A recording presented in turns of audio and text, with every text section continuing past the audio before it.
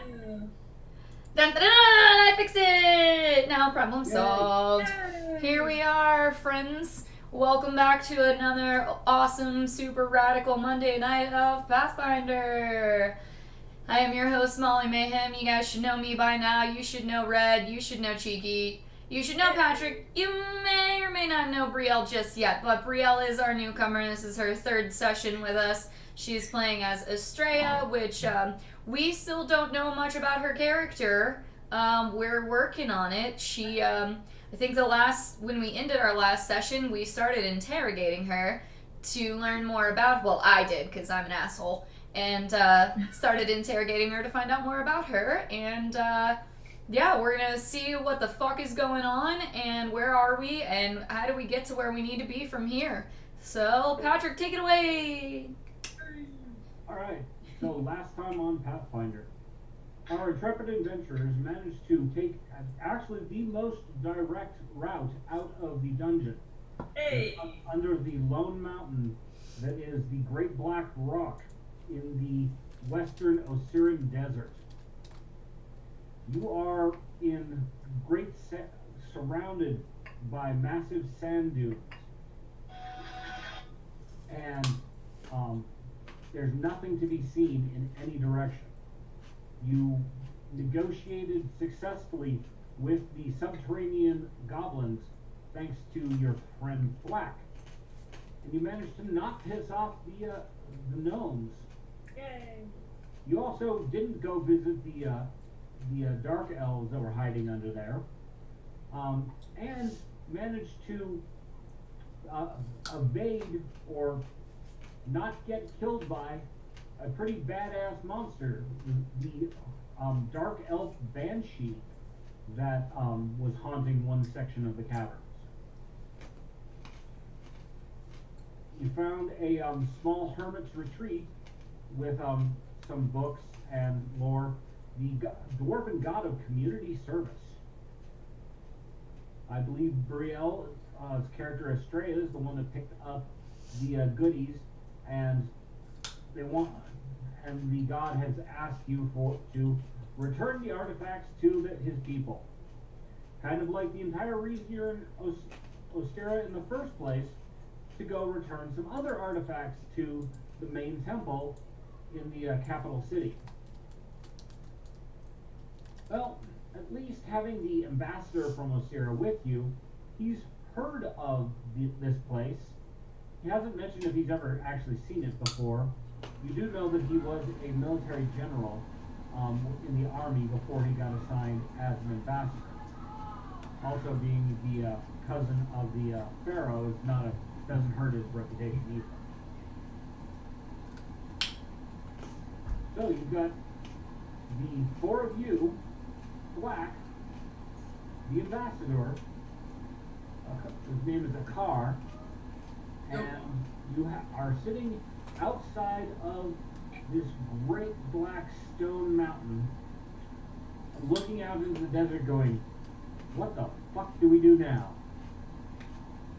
You did have a conversation with Estrella as night set in and you had a small fire.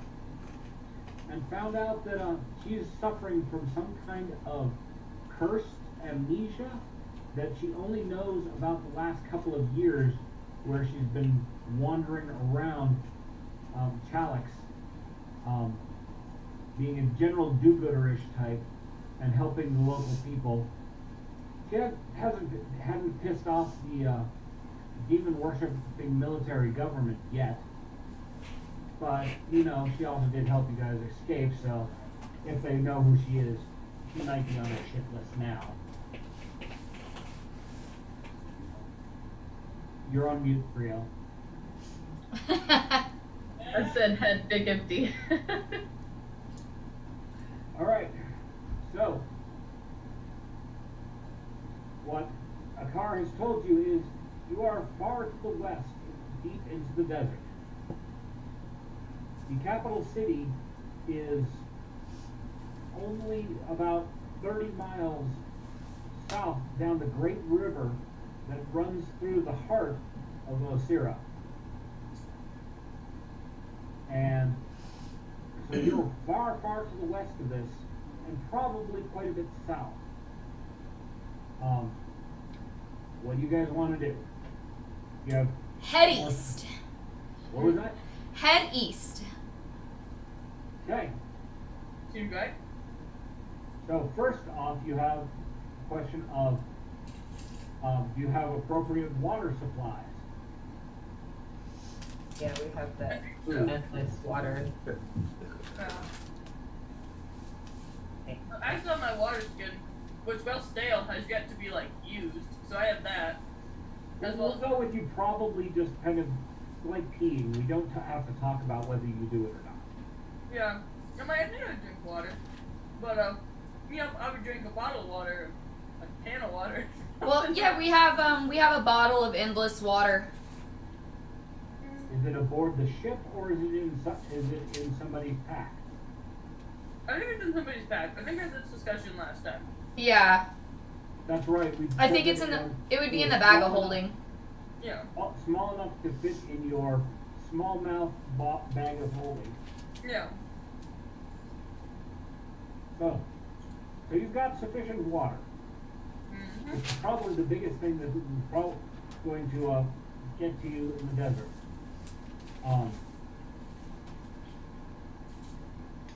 The other is strictly sun exposure. And, well, Tatiana's really fair skin. And a slut. Well, yes, but that's not going to help her with sun exposure. But it's She's like, going to have a massive sunburn right in the middle of them titties. That would suck. That's very badly. So, are there any types of preparations you want, or are you just going to try and trudge your way out into the desert? Put on your Knowing that you, boyfriend's sweater. what was that? You can put on her boyfriend's sweater. It's like, Yeah, I think I would try to cover up any exposed skin. Let's see what we have here. There's a way. I worked on the dock, so my skin eats sun for breakfast, so I'm not even worried. I mean, this is a little more intense than what you deal with, but only a little. work it, girl. But So we don't really have like. I don't know. What is a bark skin potion? It makes your AC higher. Oh. It basically, you almost grow tree bark on your skin Gotcha. to help Okay. to help you protect you. I was gonna say, like, maybe we could try crafting, like, a hat or some kind of, like, visor or like, an umbrella type, like, something that can, like, protect, like, An umbrella hat made out of. I mean, we can cover, if we got enough clothing and armor and things to cover up the majority of our body, but at least to keep our faces, like, if I get bad sunburns on my arm or something, that's one thing, but to have my face, like, really sunburned and ruined, I would be miserable. I think it would be way worse. So I'd want to try to craft something to. Boop. Probably the best thing that you guys, looking through your inventory, you have tents. Each of you had basically a small one-person tent. So you could probably take one of those and cut it up and create something that's serviceable. Okay. Might be a little fluffy, but you know. Well, I For that. talked to the group about this because I am not the best at crafting. So whoever has a higher crafting skill can roll. I mean, if we all need to roll and put our combined skill together to create it, I'm cool with that. I think I have a high crafting skill. So everybody roll, and if you get a 1, I make fun of your hat.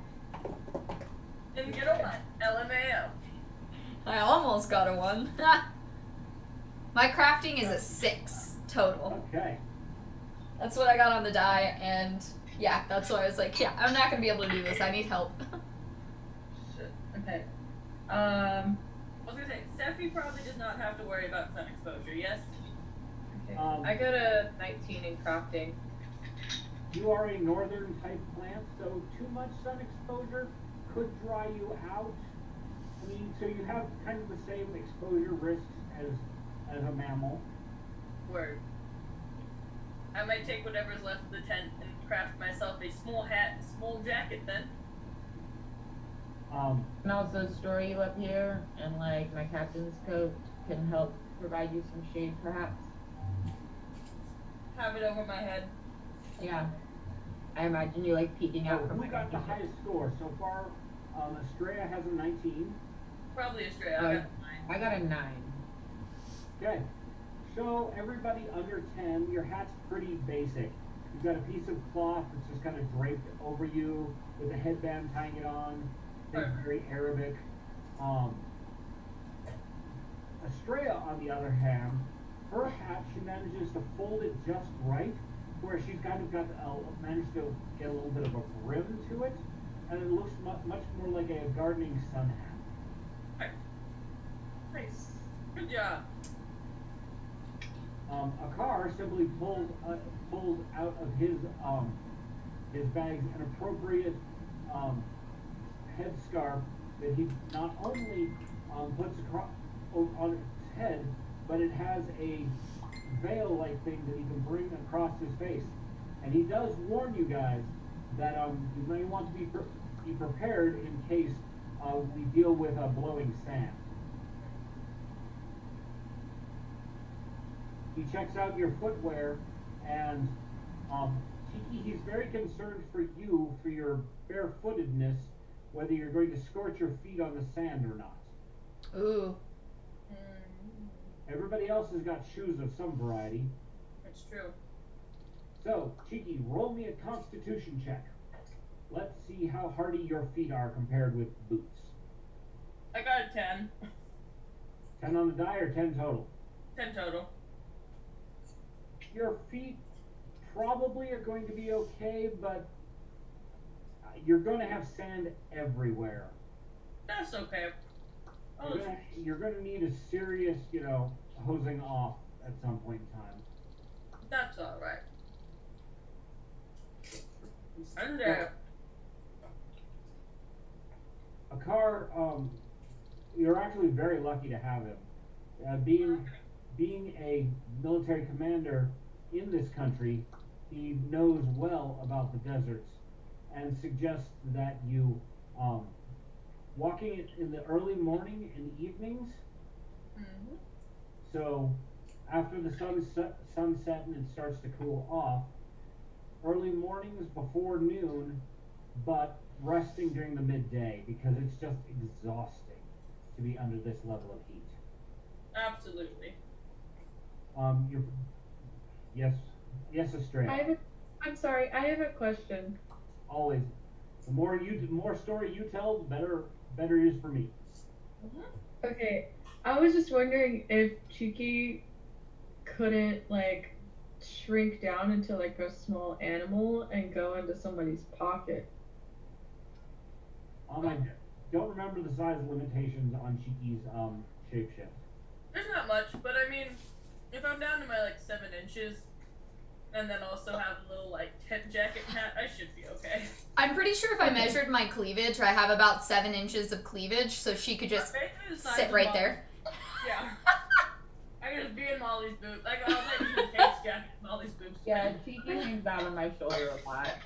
So Between Kate's boobs and Molly's boobs, Thwack is very jealous of Cheeky.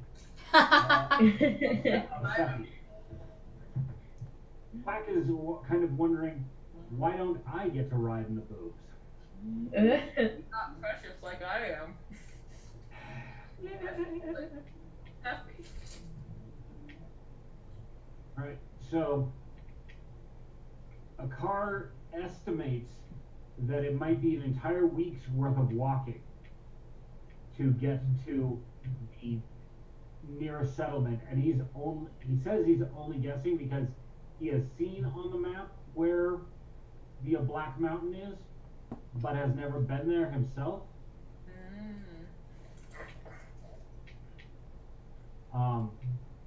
And he does not have any maps on his person that shows more specifically where it is. He's going strictly from memory. That's fair. Hope your boy's got a good memory, Molly. We about to find out. Maybe if I start dying, he'll take care of me. Absolutely. I'll be the damsel in distress for the first and only time in my life. Go ahead. Where's your moment? All right. So your first morning, you've got about 4 hours worth of walking before it becomes oppressively hot. The sun is clear in the sky, so it's very obvious what direction is east. What?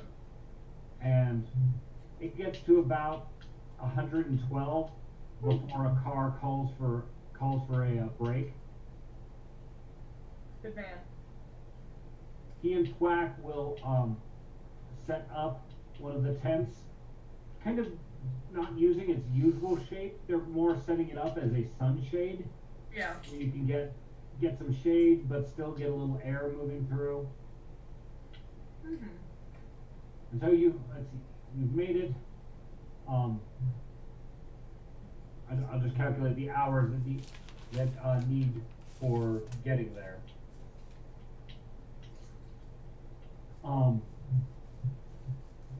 Sitting down under the tent, a car says, "It is the custom of my people on these kind of trips to tell stories. Either tales that we've been told by others, tales of our own lives, and I would like to hear more of you ladies' lives." Nice. And Plant, Lady of Plant, and you as well, Thwack. So, does anyone have a story that they would like to share about themselves? So, I used to be a performer, and I worked for the circus, and I had a fabulous time. But, the people that run the circus are really not great. So, I got in a little altercation, and, took on a little progeny child-like creature, tiefling, and, some stuff, went bad, right? But then the cool part was that we found these people, and now here we are. But, do you want to see something cool? And then I think about juggling fire off my tits, and then I'm like, it's hot enough as it is, never mind. Probably also best not to catch the canvas on fire. Probably best. So, but Tony, what was your act like? What did you do in the circus? Well, being a, fire sorcerer, I am really good with my fire magic, and I did all these really awesome, cool fire tricks. Some of them were very pretty and dancy and, fun, if you get it. Juggling! Yeah, fire juggling. Uh-huh. So was your act for the average people or the after dark act? A little bit of both. Just depends on what time you show up to the show. Ah! Some of the carnivals and so forth, festivals that we have, there are types of acts like these as well. What did your friend, the tiefling, what did they do? Well, I was trying to teach them how to be, a performer, but, unfortunately, the person who took her in, to the circus, had other plans for her. Appears as though she was, really good at sleight of hand. Ah. Yeah. There are tales of entertainers also having second careers to lighten the pockets of the population. Yeah, so, she's not with us anymore because she joined the Thieves Guild. Oh, wait, is this like Fight Club if you talk about it? Oh, God. You have not said what city or what her name is, so you're probably okay. And you, my little leafy friend, tell me your story. Or tell me a story. Or tell a story.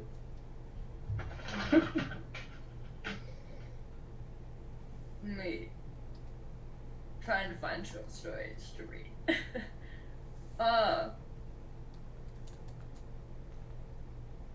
Tell you the story of the Tree of Life. Oh yes, tell a story. So once upon a time, some kids were lost in the forest. They were from a small village at the edge of the Oroka River and had stolen a canoe to have some fun, but the currents carried them far out into the delta. They shouted for help, but deep in the jungle there was no one to come to their rescue. As night fell, the children were afraid they would never be found and would end up being eaten by a bear. Tired and hungry, they were on the verge of tears when they heard but a gentle whisper. They looked up to see a tree, waving in the wind. The tree offered the children its fruit. With the food in their stomach, the children gained the strength to look around. The tree introduced them to other members of the forest, like me. And soon the children had many friends. They learned to use wood to build houses and leaves to the roof. They found places for food and water, herbs for medicine, and even ways to dress up and decorate themselves. Many years later, a group of adventurers canoeing along the river were surprised to see a small settlement of druids on a forest island deep in the trees. The children had learnt the ways of the forest and were now living comfortably amid the labyrinths of waterway. The tree came to be known as the Tree of Life, and the children grew up to be the Waro Druids, also known as the Canoe Druids. Very interesting. Tell me, you said they met three spirits like you. Is this where you are from? It was my forest when they came. It was one of my many fae friends. Ah. They still live there to this day. Though there are also many other druid tribes. So I don't think that's where I originated from. You But do I not don't think quite that know. I don't quite remember. Oh. So your past is somewhat of a mystery as well. I'm a very ancient forest spirit, thousands and thousands of years old. This body, though, it's pretty young. Ah. So, Kate or Estrella, do you have a story?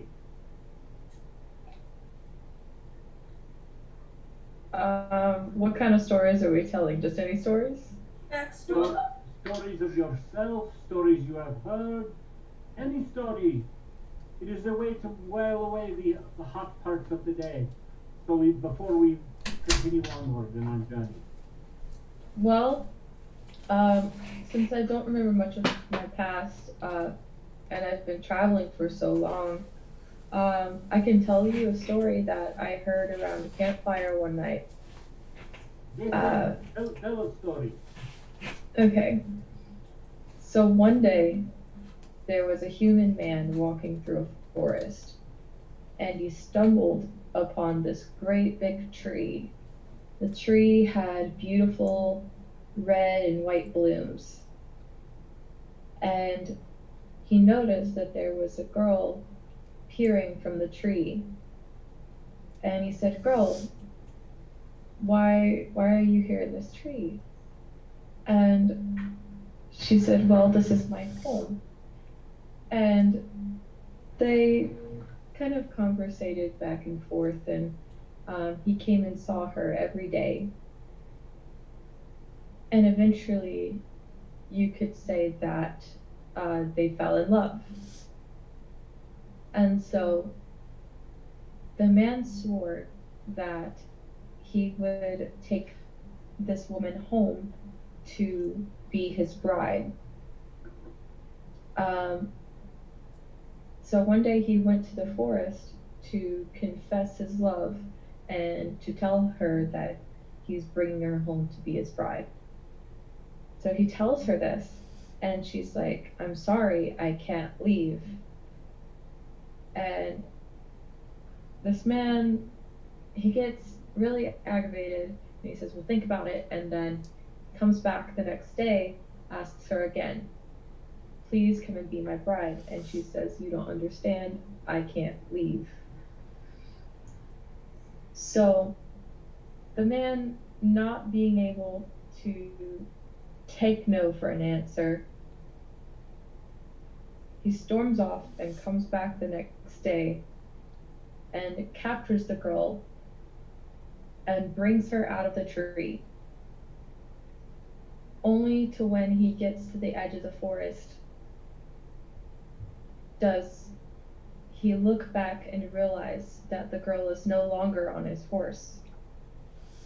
She is turned into a beautiful red and white bloom. And the forest itself had withered behind them. So she was the protector of that forest, and she was its life force. And by taking her, he ensured the doom of the forest. He's very foolish man. Clearly some form of powerful dryad. Steffi kind of tears up just a little bit. Sad story for Steffi. Oh no. A little bit. Kind of tries to hide it, just wiping her eyes a little bit. Alright, I'm gonna tell you a story. So, this happened just before I met my fire mistress here. There was a cow. Now, after the political unrest of our country, we goblins have not been raiding the farms. You know, just we're hunting our forest. We're trying to, keep our heads down because we don't want to get slaughtered. But we're out hunting one day in the forest, and we find a cow. This cow clearly just wandered around, got no business being in the middle of the forest. So, for us, we just go bonus. We're going to take this cow home. The entire tribe is going to eat like kings for a week at least. Your pop grabbed a cow wandering the forest. So, one of the guys that was with me, his name is Thud. Distant cousin, not very smart. He says he's gonna ride the cow home. So he goes up to the cow and tries to climb up on it. Now notice we're about 4 feet tall. The cow does not have handles, doesn't have, doesn't have a saddle or anything. So we just kind of stand there and laugh as he tries to get this cow to move enough to where he can climb up a tree and jump down on the cow's back. Well, so he gets the cow shoved over next to a tree by poking it with a stick. And it's sitting there. Thud climbs up the tree, goes out onto a branch, and is dangling, getting ready to fall, jump down onto the cow's back. And the cow starts wandering off just as he lets go. And he just completely misses the cow. Lands in a patch of brambles. And so this kind of shit goes on and on all afternoon as we're trying to figure out how to get this cow home. And he's trying to ride it, and he's trying to shoo it along. Finally, one of them guy figures out, okay, we'll light the stick on fire, and then we'll wave it behind him, and he'll run. Yeah, cows are really afraid of fire, and they don't run where you tell them to. So, the cave's that way, the cow goes that way, Now here we are chasing a cow, and I'm trying to tell him, just put a rope around its neck and see if you can lead it. Too easy. But no. So they had to do it the goblin way. The goblin way took 2 days to get that cow back to the thing. And in the end, there I am walking into our village with a cow on a rope. And my 3 friends are all beat up from their really smart ideas that are not so smart. But I am the hero of the village because I brought home a cow. Shortly later, I find out that the cows have been being rustled from the farmer's thing, and we almost got blamed for it. Oh man. Very thankfully, my fire mistress here and friends deduced that it was actually the herdsman that was stealing the cows himself, and they never asked us to pay for the cow. Whee! Oh, what a throwback. Well, I'm glad it worked out for all of us in the end, Black. And then I'm like going just like in the back of my mind because I was supposed to go back and teach them the fucking fire magic, and I just fucking ran away, and I'm just waiting for his like goblin king to come find me. You're like, fire magic. I was like, yeah, yep, Hey, you did teach one of their tribe fire magic. So technically, you did good. Technically. Yeah. And Black's just never gone back to the village. We're way cooler than. Obviously, from that story, we're way better than his village mates. Well, yes, because remember, he stowed away on the underside of your wagon. Yeah. You turned him down, and he came along, and now you kept him. Sephi pats him on the back and is like, I'm glad you came along. So, Kate, do you have a story to tell us? Man, my life was pretty fucking boring before I became involved with this crew. So, Tell us about the dude you were traveling with. Huh? Or the other dude. Oh, That was you guys can hold for 1 roommate. second. I need to tell you something. yeah. You were dealing with some dude whenever we found you. There you Oh, Kate wasn't here. Remember, Red wasn't here for any of that. That wasn't me. That's right. That was before she took over that character. Yeah. You had a really cranky goblin sidekick. You want to tell my story? Well, just make up something. I mean, you used to work on ships and stuff. I'm sure you've experienced some kind of weird, creepy creature from the depths of the ocean. Oh yeah, all the You time, know, but that's just like casual shit for me. Or a night at one of your famous seafaring taverns. I hear that it can be quite raucous. Or make up a story. Anything works. Come on, Red, you got this.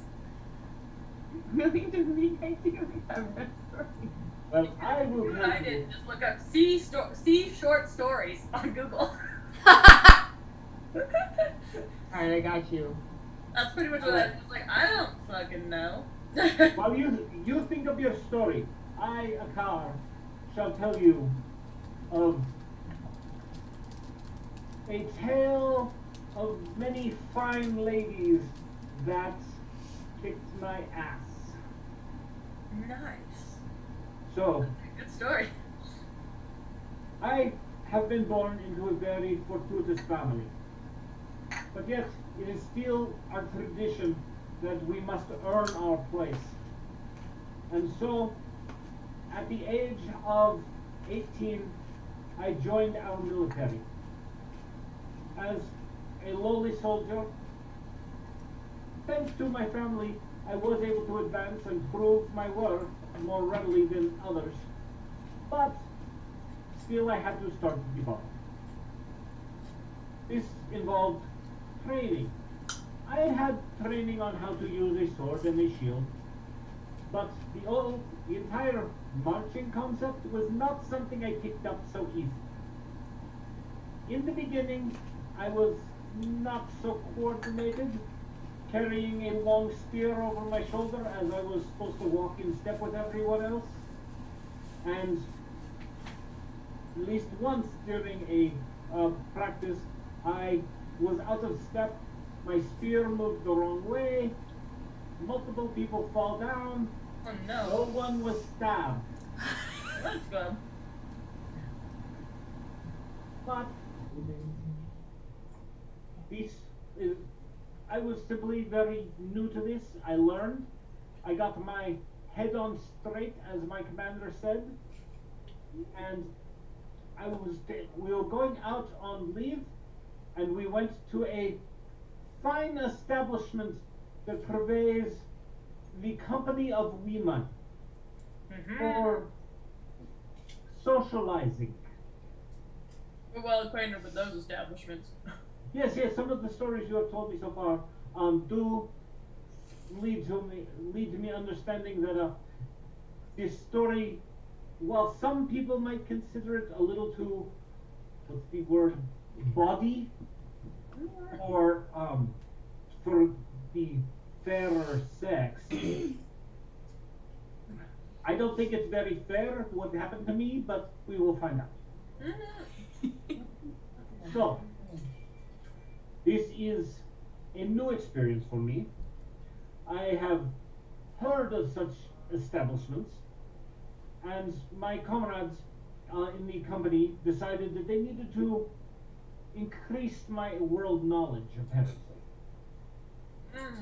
I, at this point, have, now had much more life experiences and can look back at this and laugh, but still,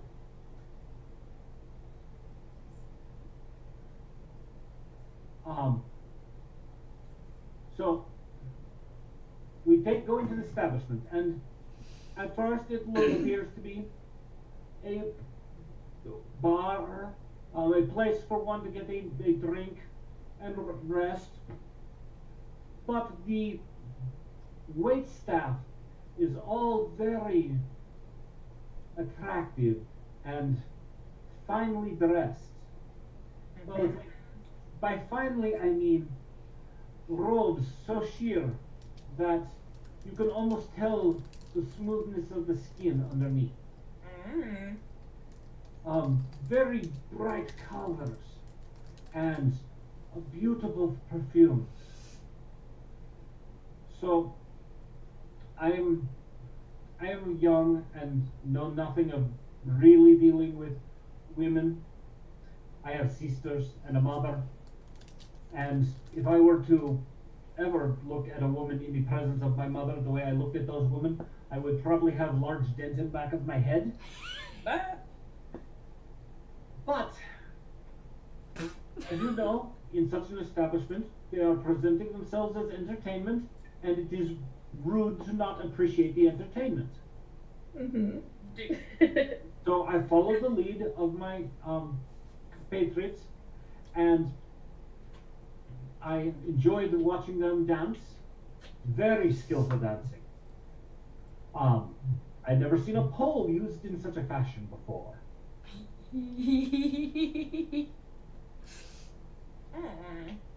And one of them, actually there were three, that come up to our table, and they are very much wanting to spend time with us.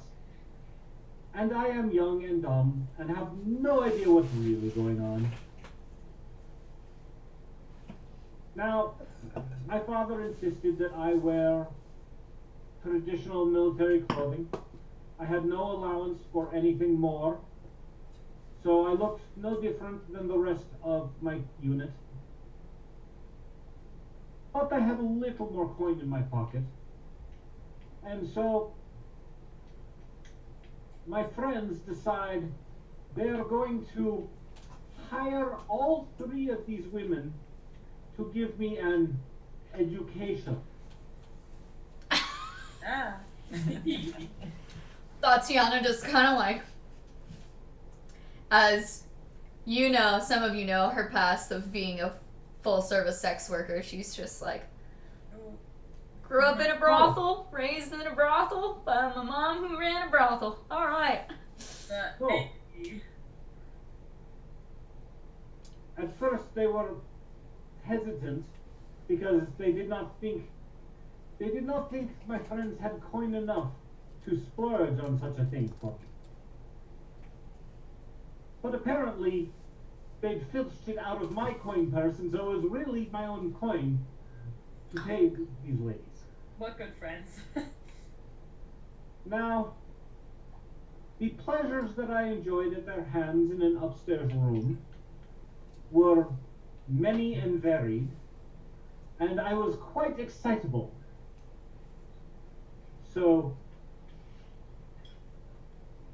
to my shame, the first round did not last very long. To be honest. After that, I rallied myself and did my family proud. Or at least my grandfather probably would have said that. My mother, we will not discuss this with my mother. We're not gonna talk about it. So, they were lovely. This fine, beautiful woman with porcelain skin. Her hair was a auburn shade, but her skin tone is much like yours, Tatiana. It's beautiful and soft and smooth, and the grace and delicacy with which she moved. The ferocity that she showed later was mildly terrifying. But the second woman, her name was Alice, and she had this dark skin, almost the color of the black mountain that we were at. But she had this glow about her that showed the life and the energy within her. It was beautiful. The last woman, believe it or not, was dwarven. And so she was much shorter and nowhere near as lithe of body as you ladies. But she was proportioned in such a way that no one could ever forget her womanliness. All of those curves, every one of them. I go upstairs, and apparently my friends had given them much coin, and there was at least an hour, maybe 2, in which we spent together. And at the end of this was a life-changing experience for me. At the end, I could barely lift my own arm, and I promised them every last coin, in thanks for their service. I promised them every last coin in my purse, which was met with welcome thoughts and open arms. As I retrieved my pants and other accoutrements, I pick up my purse to find it empty. As I had said, my friends and compatriots had paid them out of my purse with everything I already had, and they were more than a tad miffed that the gratuity I had promised them was naught but dust. While they had been properly paid, the promised additional coin not forthcoming irritated them quite sufficiently that while I barely had one leg in my pants, Yeah, it's you. they began to pummel me and I came running down the stairs with my pants barely up, my shirt and boots slung over my shoulder, as these women are throwing things at my head.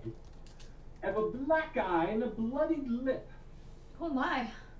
and my friends downstairs at the table are laughing themselves silly as they sit there with a girl upon each knee. How they managed to get into my purse at that point in time, well, I didn't know, but one of them was a reformed pickpocket. Not that reformed. But, so there I am, having just gone through heaven, and now I'm being chased by demons. Thereabouts. And this is the time that I learned, always be sure of where your coin purse is, and never promise anything that you can't actually deliver. Especially to a woman. Valid.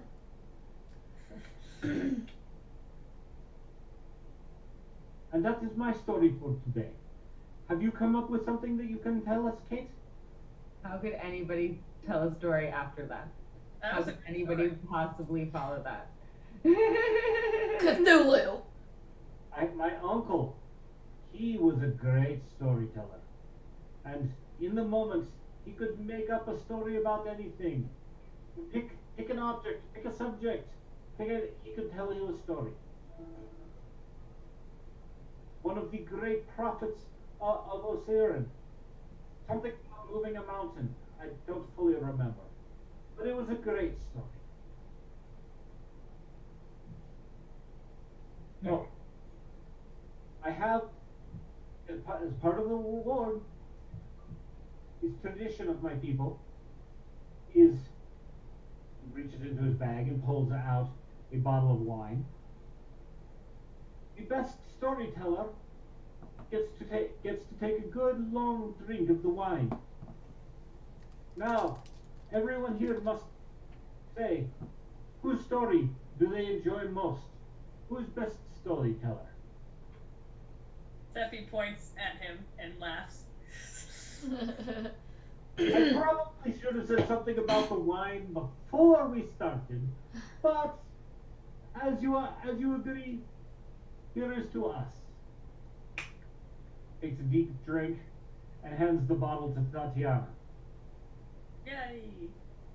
You, my dear, may share in my drink, please. Go. Oh. Golly.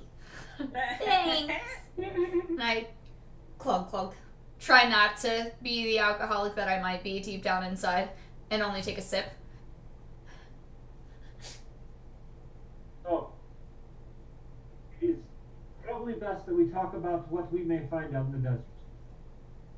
Mm-hmm. There are nomadic tribes that move from oasis to oasis, know these deserts far better than anyone else.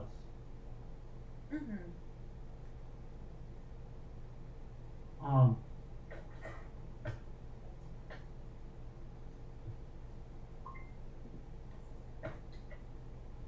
Moment, just gotta.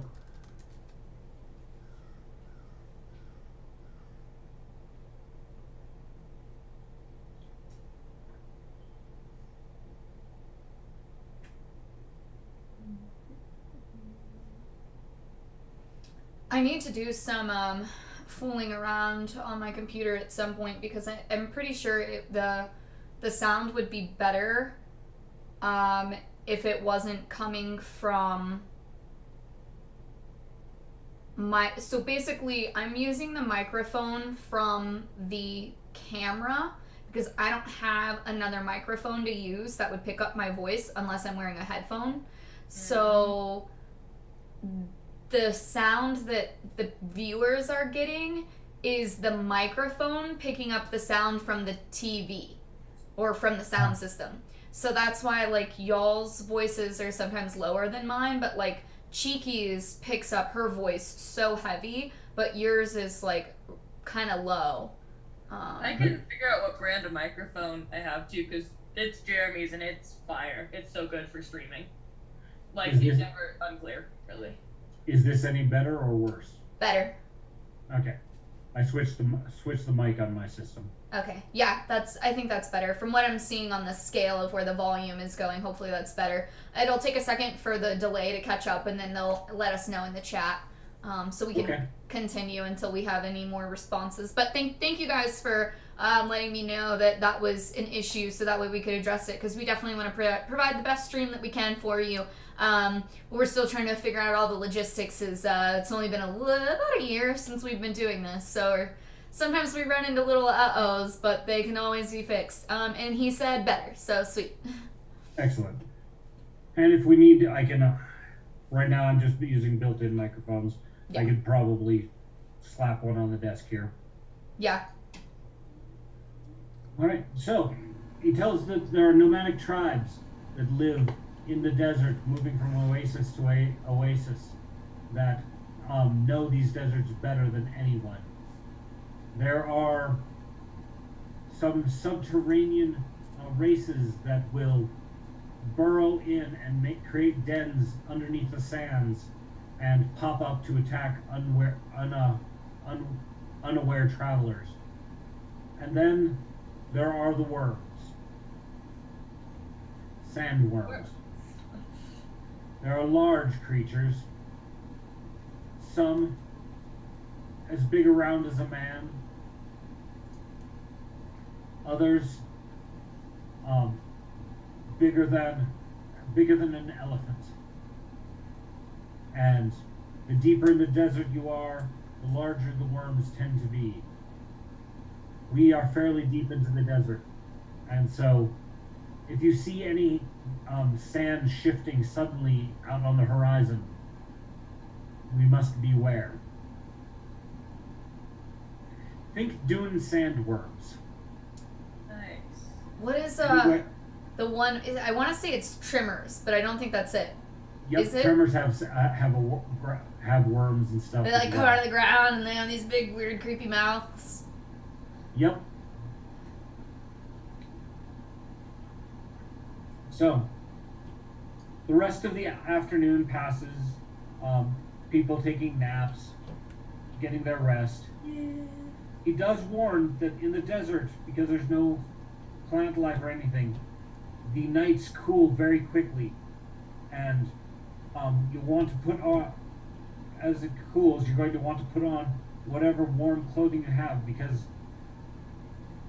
depending upon the season, it can actually get all the way down to freezing temperatures at night, despite the incredible heat during the day.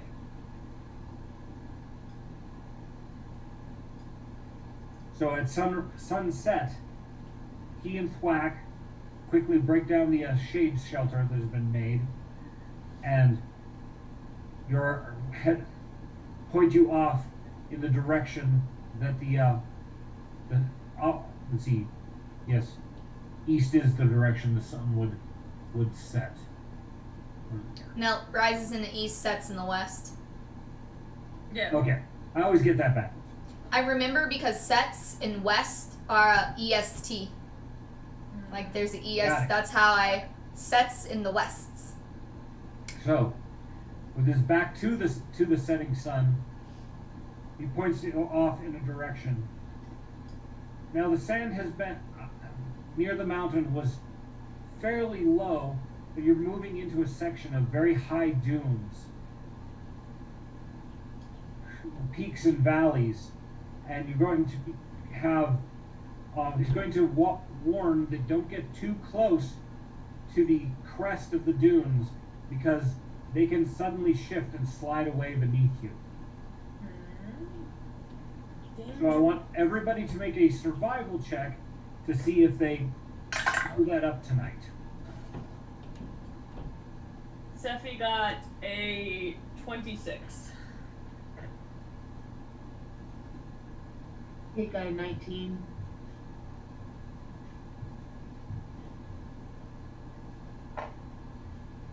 Tatiana, Oh shit! I'm so sorry. I had got a work message. What do I roll for? you're rolling your survival skill. Survival. Okie dokie. Where's my sheets?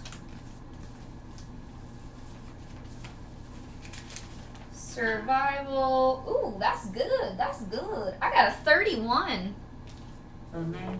That was a good The one. car is highly impressed with Tatiana's. Oh, yeah. Yes, Brielle? I'm gonna die. No. I got total like a 3. So, you have no camping skills or anything. I It's guess clear- not. So clearly this tells us you're a city girl. Well, at least you got that down. It's one part of your past now that you can be sure of. Clearly you didn't grow up on a farm, none of that stuff.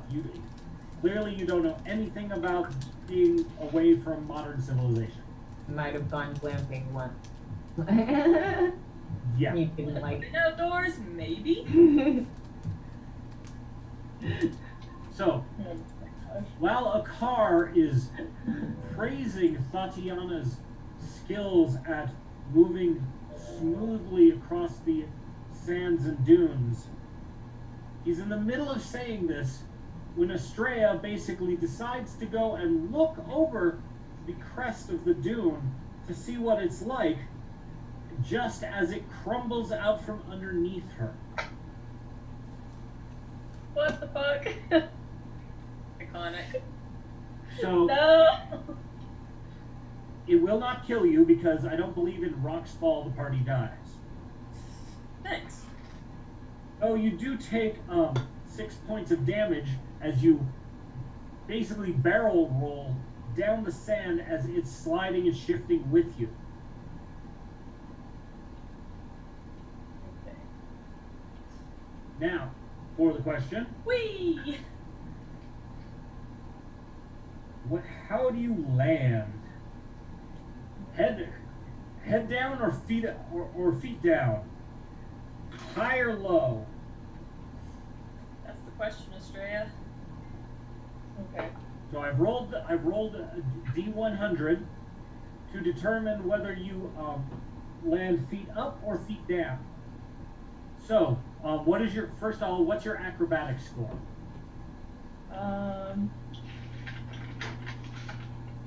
It's not bad. It's 14. Okay.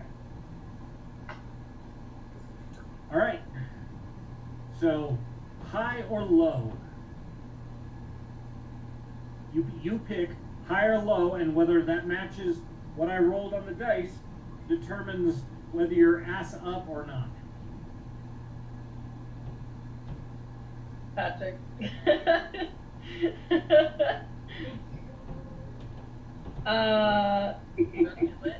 Low? Low? Okay. Question mark? When you stop moving, you find yourself buried to the waist, but your head is not in the sand. Yay! Oh, yay! I'm not dying. Not dying. But your friends basically have to dig you out, as you have the side of the sand dune slid away and partially buried you. You have sand everywhere. What do you wear, by the way? Are you wearing like flowing robes kind of thing? Pants and a tunic? I'm wearing a dress. I'm wearing a dress with leather-studded armor. Okay. So we will say that to protect your legs and so forth, you have the leather tunic over top, but you have flowing skirts that come out from underneath, which is good for this kind of environment, except for all of the sand that's now in your bits. Yeah. Mhm. So, That's exactly where I thought it would go. yep. You are going to be spending hours and hours trying to brush that out of all of the tender locations in which it's going to wedge itself. Sand is not your friend. Cheeky, with all of her leafy crevices and barkish skin, is also picking up a large amount of sand whenever they are on the ground. Yeah. I was gonna say, I'll turn into a honey badger to help dig you out. Okay. Digging a That'd sand be hole that Steffi can pick up off the top of her head. I'm just like pulling you out steadily while they're digging you. Well, That shit on the sand. pulling her out of the sand is actually quite painful. Because Ow! sand being a crystalline structure is very abrasive, like sandpaper. And so it is, every time she tries to shift in there, it abrades her skin. So the digging out is better than the pulling out. No, no, I'd be a combo of both, though, I think. Like, I'd be digging, and Kate would kind of be slowly... Yes. Yeah. Yeah. Not all pulling. Not all digging, just a mix of both. Okay. So, while you're in the midst of this, everyone give me a perception check. Oh, no. The gift that they sent in the chat. Sephi got Oh my a God. 30 tip. I feel really bad for the stream, but I'm glad that I was muted for you guys because I'm pretty sure you probably heard my partial scream come through Brielle's mic because I went to roll my dice and it was almost like a skee ball and it just went woo and like hit the table and like knocked all my dice I heard you in everywhere. the next room, definitely. I heard a little yep. Yeah, that was Oh, the stream got that. Sorry guys. So, Akar and Thwack, Thwack is very focused on helping Estrella get out of the sand. So he is also digging quite thoroughly. Akar is paying a bit more attention. And who got the 30 whatever? Sephi. Sephi. It's you and Akar that look over and see on top of the dunes a set of silhouettes. The sun's right behind them, and so it's hard to make out what it is. It looks like maybe someone's riding some kind of horse or animal. Being as I'm a honey badger, can I sniff the air for more information? Let's see. 50% high or low, are you upwind or down? Low. Worked real well for Estrella, so. Unfortunately, it actually came out that the air is still. And so there's a little bit of scent, but not enough to get a really clear picture.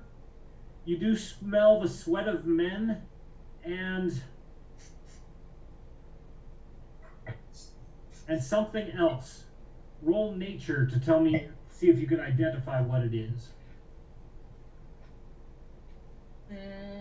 I'll be back in 1 second. Sephi got a 29. Okay. It's almost insect-like, the smell you get.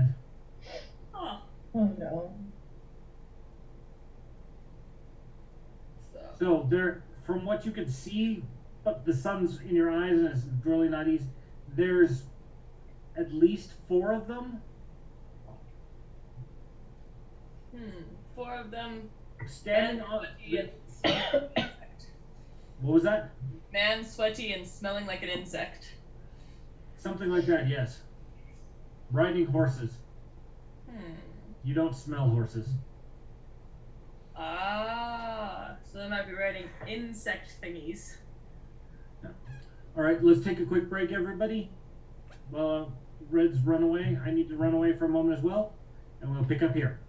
Bathroom break. Yep, that. Indeed. Cool beans.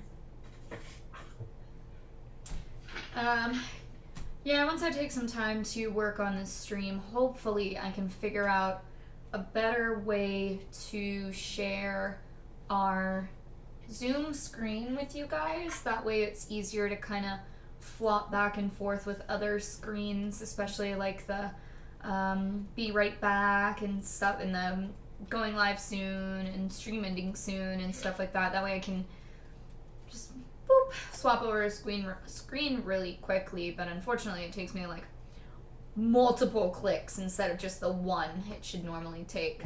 Hopefully we can get all that worked out soon.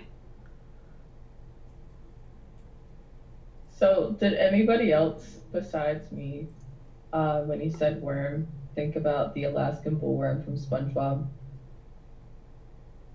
No, I was thinking about the trimmer's worm, the really fucking scary, creepy one. The Trimmer's worm? Yeah, it's like a horror movie. Oh, okay. Also, the worm from Star Wars.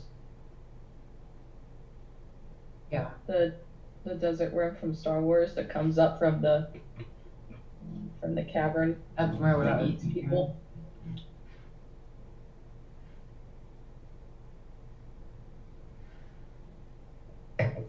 But the Alaskan bullworm was my first thought. I don't really know why. Yeah, well, it's not a... I don't know if I could get, like, hotkeys to fix it. It's basically just, like... Normally, you know, whenever you're... I don't know how often you guys stream, but basically whenever you're streaming, you can, select a specific window that you want to do the stream from.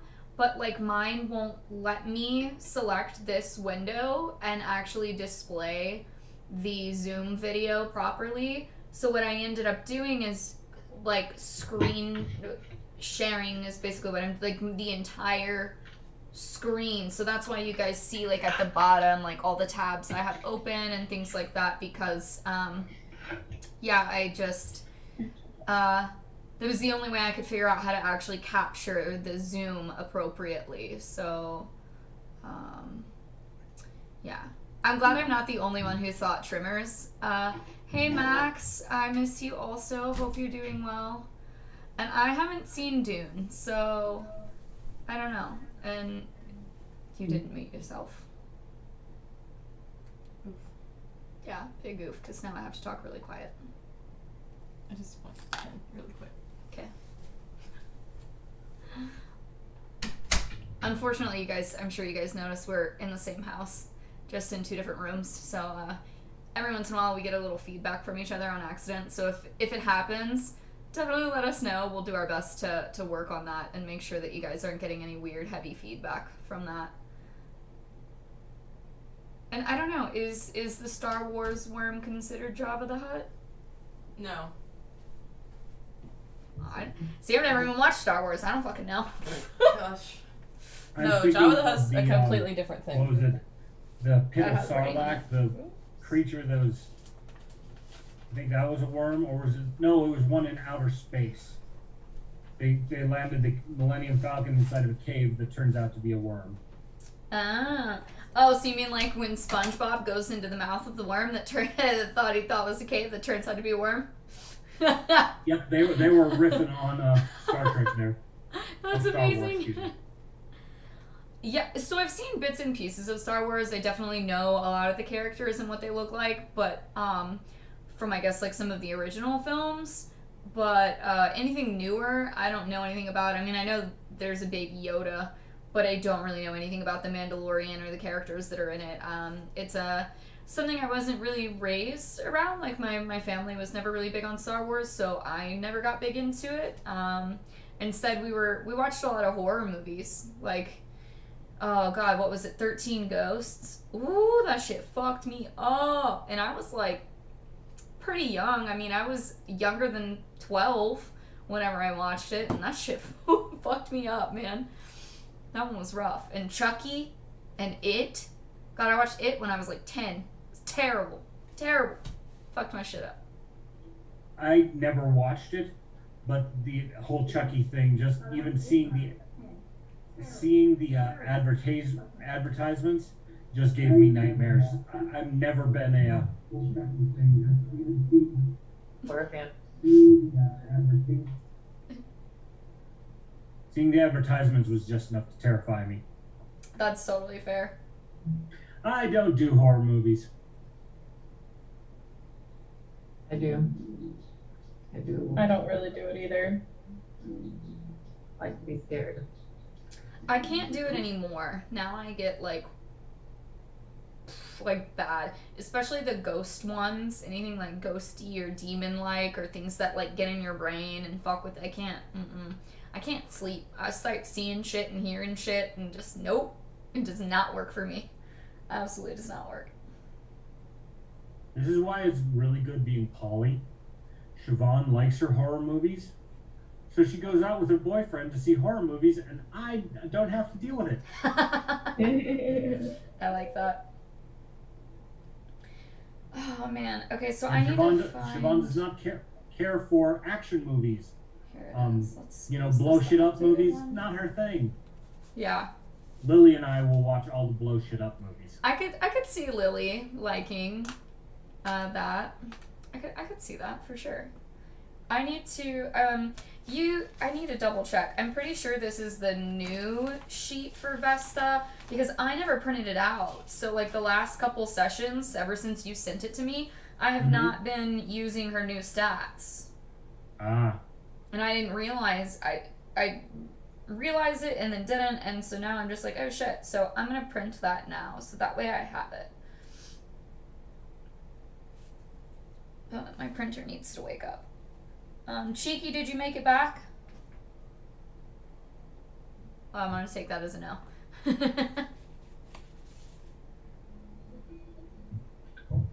Cool. So Molly, do you use a specific microphone for when you're streaming, or do you just use what's attached to your camera? Yeah, currently I'm using the one that's attached to the webcam, which is why we're having a little bit of issues with sound, because the webcam sound is picking up the speaker sound to or the webcam, whatever.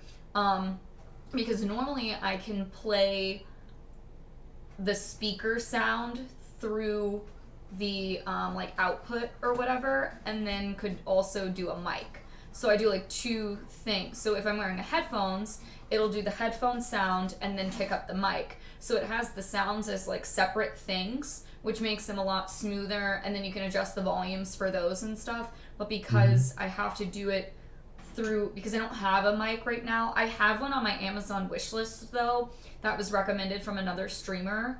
So I can share that with you if you'd like, if you're interested in that. Or Cheeky also mentioned she could tell you the one that Jeremy has. Then you could compare reviews and like price differences and see what you want to get. I'm going to be doing a lot more online meetings for work stuff. So these are the headphones that I have, and these are amazing, like really good noise canceling. It's got like the buttons right here on the back side for like adjusting the volume, and then there's the power on and then a mute button, but also if you just pop it straight up, it'll automatically mute you.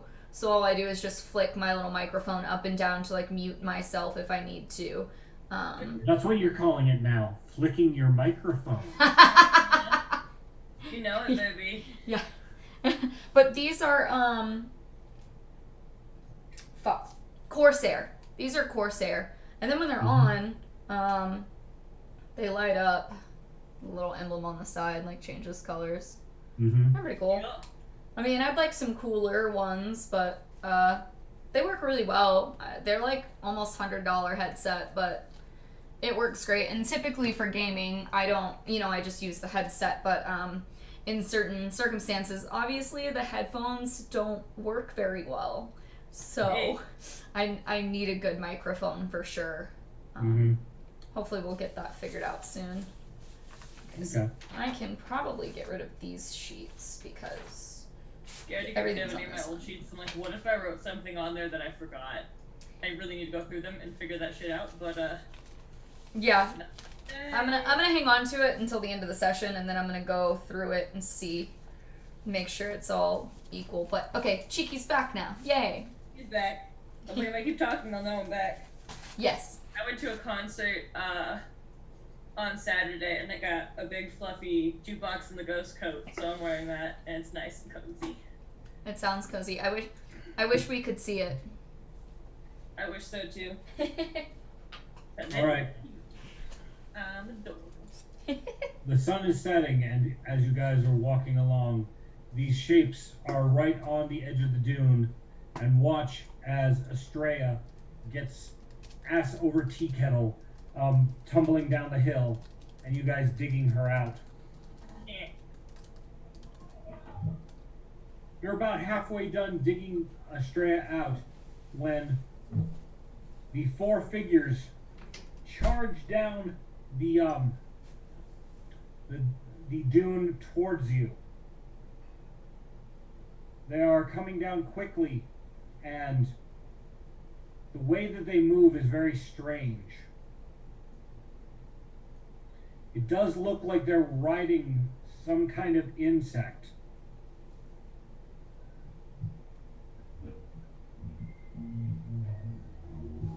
Let's see. Can we tell what kind of insect as they get closer? Yes, and everyone should roll initiative. Oh man. Steffi got a 35.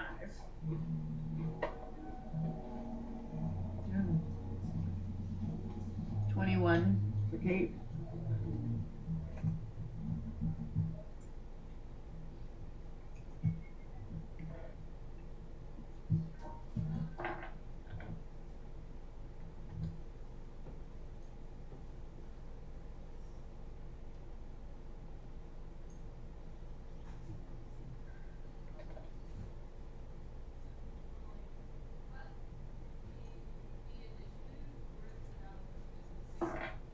Perception.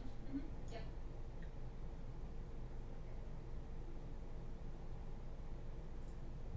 I got a 24.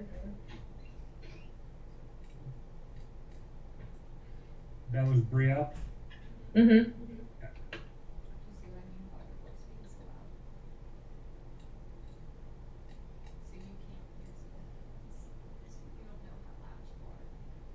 Be talking to your mic with the headphones not on your head.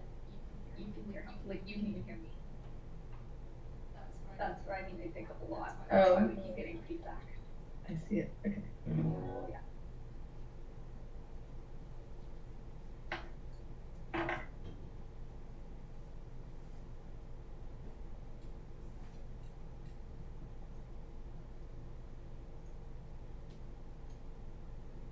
Let's see. Perception.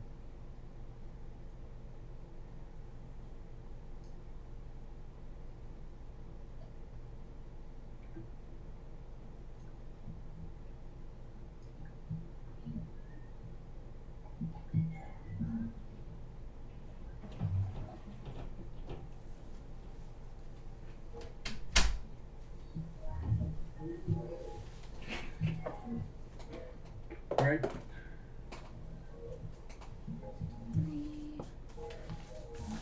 Molly, I put it a little bit away from my face. Does that help at all? It's not how far. It's not your voice specifically. It's everything in the apartment. I think it's just like a really good microphone that just picks up a lot of the sound. I don't know if maybe you want to try one of the other headsets, because there's the red one with the cat ears, and that one is probably not going to pick up the voice and all the other sounds as intense as the one you're wearing does, because that's a gaming headset. I'll That's try why. that one. My initiative would be a 17. Okay. Wait, sorry. I forget I have a feat that gives me a +2 to initiative, so it would be 19. Okay. Alright. It's actually a car that gets to go first. As the creatures are charging down at you, you get a better look at them. They're not riding insects. They are part insect. Oh. Gross. There's Think about 4. a centaur that's actually a scorpion. They have the upper torso of a man and the lower body, including the pincers and tail of a scorpion. Fun. A car sees them and says, Okay, see if I'm gonna try pronouncing the name. Gertabliu. They're desert dwellers.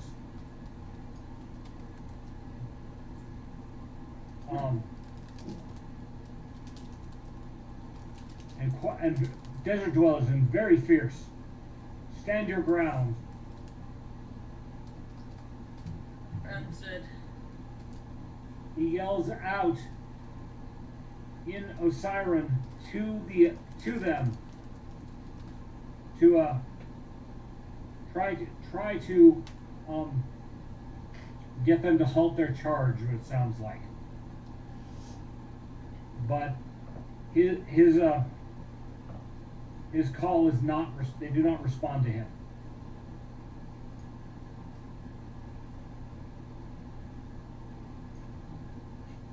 Pulling out his sword and shield, he sets himself ready on the defensive to take the charge. They're armed with spears in addition to their tails and pincers. Yikes. Wow. So do they have regular hands or arms at all, or is it just? No, they have regular human torso from the belly button up. Okay. With hands and arms, and on their lower body, coming out from near their hips, are the scorpion's pincers. Wow. Those some beefy critters. I wish I was gonna be like one of the first ones to go, because that'd be cool if I could do like fireball, but you know. Yeah, unfortunately, you're last. I've been last in initiative so often lately. I'm like, cool. I got a 3 on the die, so you know. Clearly, you need to put your dice in your bra. Yep. Give your dice some boob love.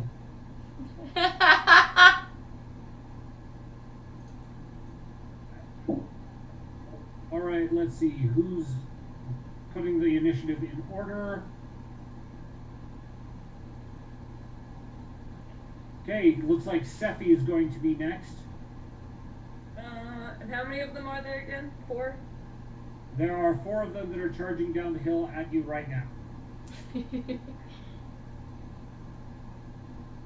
Let's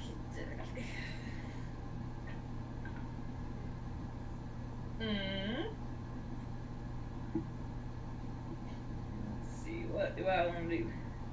Which one do I want to do? So right now you are at a range of 40 feet.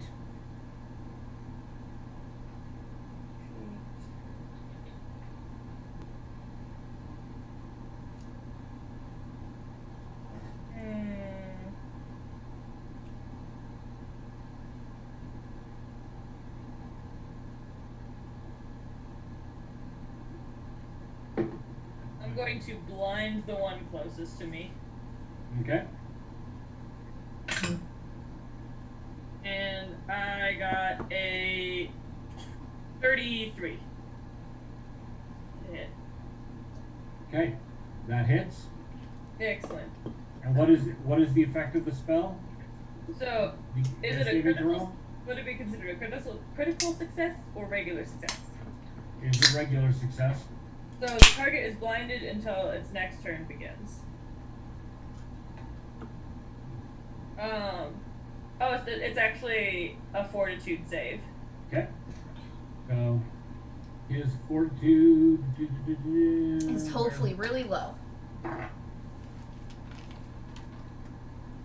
And what's the spell DC? 29. 29. He beats it. Whoa. So he gets a regular success on his saving throw. And I'll take my next action just to turn back into a Sephi instead of a Badger.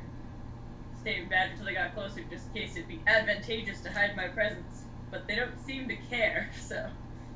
Actually, you would have had to turn back into Sephi first, because you can't cast in animal form unless you took that feat. All works out then. Okay. Reactions. Boom. So a regular success on his saving throw, is he blinded or not? If he's if it's a success, then the target is blinded until the next turn begins. Okay. So if he'd had a critical success, it was probably no effect. Exactly. And had he failed, he might have been blinded permanently or for 1 minute. So Okay. blinded for this turn. Okay. Is that all of your actions? I need all my actions. All right. Thwack is up next, and he will pull out his bow as usual and start putting some arrows into the charging creatures.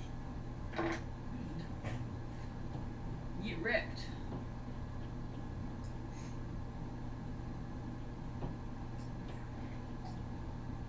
The blinded one is peppered with all 3 arrows that Thwack launches at him. Let's see how many hit points they have to start with.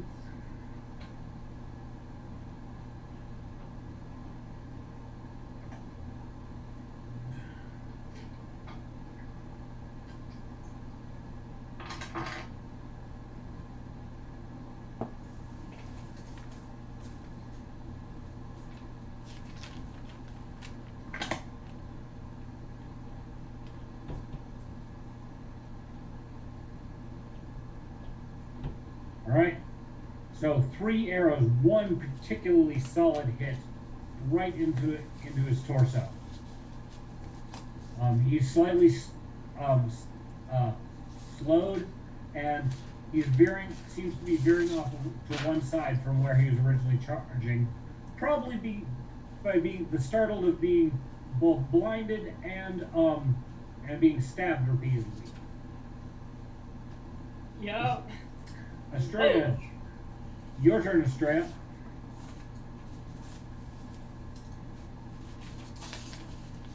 Alright, so I'm still stuck in the sand, right? Yes, you are. Basically, they've gotten down as digging as far as your mid thigh. You could try forcing your way up out of the sand at this point. You just have to do a strength check, or you could stay half buried. It makes you you're a little bit harder to target because you've got some cover, but you also can't move very well, so it kind of balances out. You're a caster. You don't need to be able to.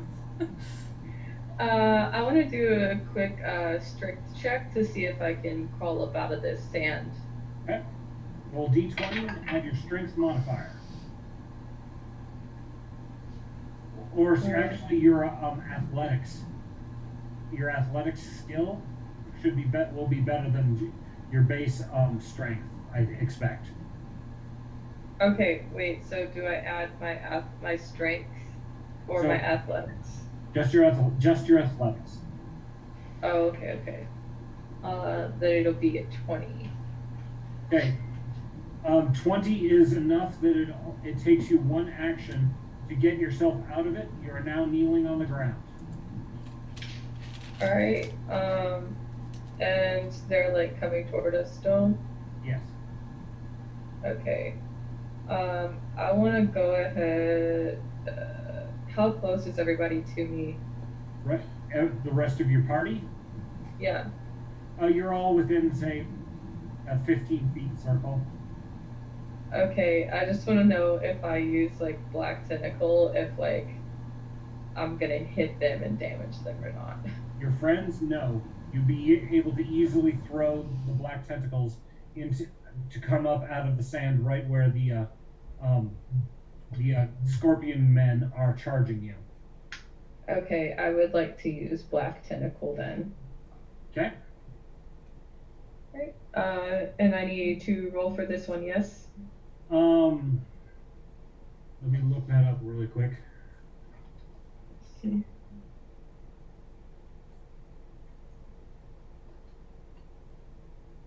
Because if I can just grab them and throw them across the desert, that'd be great. That would be fantastic. Black tentacles.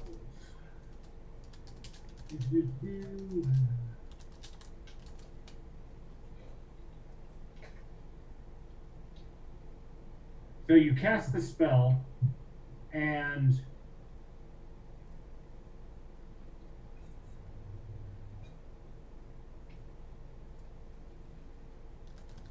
all right. So yes, roll a spell attack. Oh no, it went in the boot. Hold In on. the boot. Oh my god.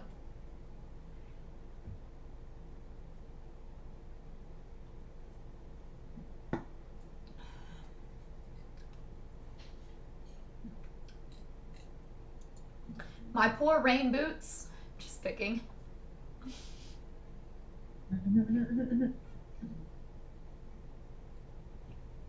It's more like your poor dice that just went into my rain boot.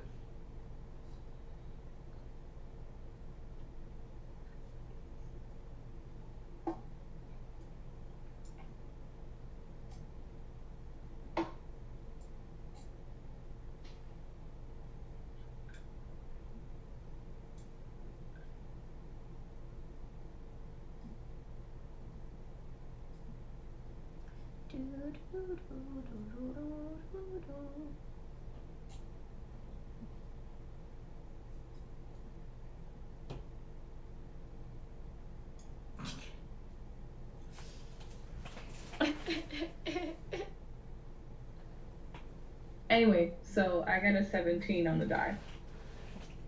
Nice.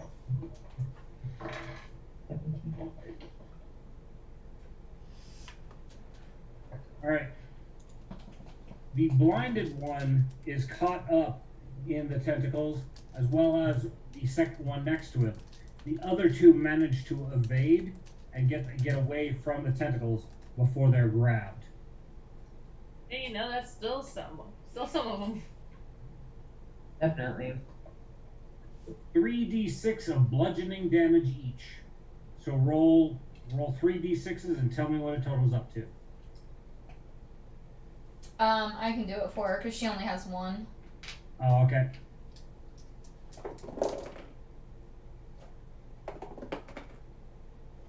Uh, 13.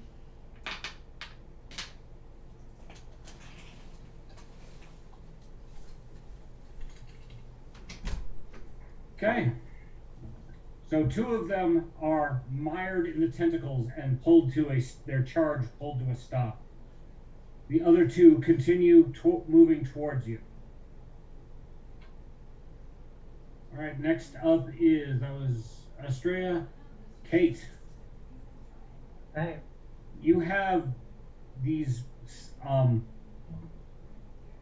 was it? The scorpion men charging towards you. I charge back. I'm not scared of them. So I want to. You give a halt, give a war cry, and charge at them. Yeah, I don't have war cry, but Okay. yes, basically. Nah.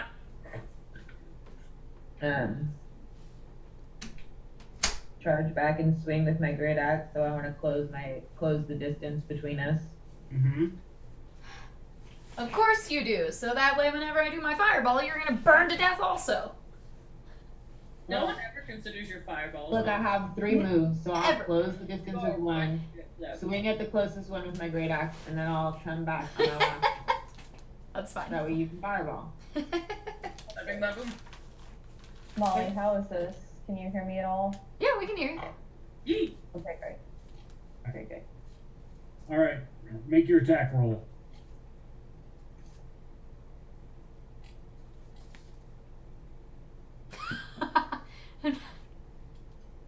I'm not intentionally trying to burn anybody, but I always end up being like the last one on initiative. So I'm like the last one Loving audience, 'cause fucking to go, and then like I can't do fireball because they're in the way. all and I I see is want just rapid hand motion.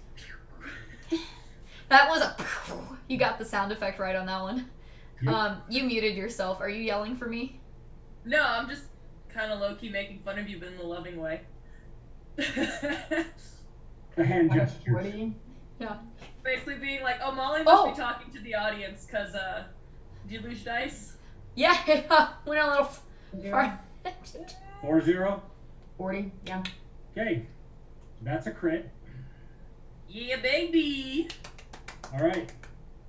So you come striding in, swinging your great axe. Roll damage. Yes.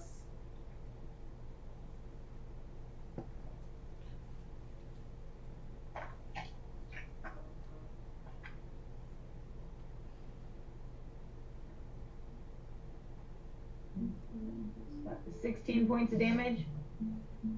Okay. All right.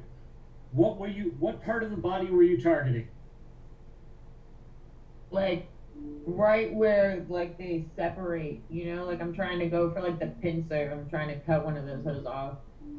Well, you succeed. Yay. Fuck yeah. So you have just removed one of the pinchers off of the guy that you were aiming at.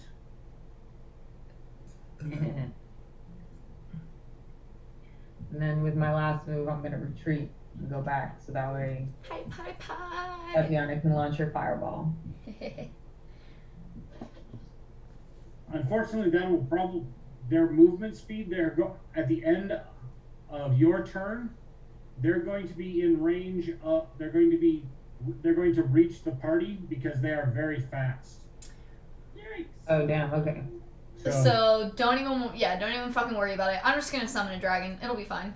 That's So retreating back with them, you could retreat back with them to make sure you're ready for the next round, or you could take another swing at one of these guys. Take another swing at him. Fuck that guy. Yeah, you know that I'm gonna go for his other pincer round. Fuck yeah. Gonna go for the same guy? Okay. Fuck yeah, I'm going for the same guy. Take off his other pincer. Yeah, exactly.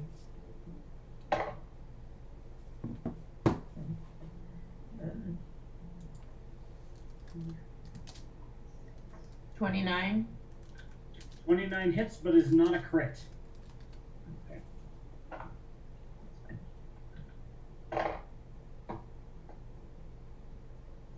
How about 12 points of damage? Nope. Just getting 7 points of damage. So we have to subtract the 5, right? No, that's the 5 gets subtracted off of your to hit number. Okay, so then it was a 24 to hit. And Maybe. It misses. And it misses.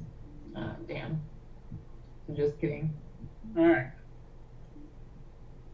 So the first guy was blinded. He was also grabbed by the black tentacles, and he is trying to wrestle his way out of them. But he can't. But he can't see what. Is not having a good time. What was your spell DC?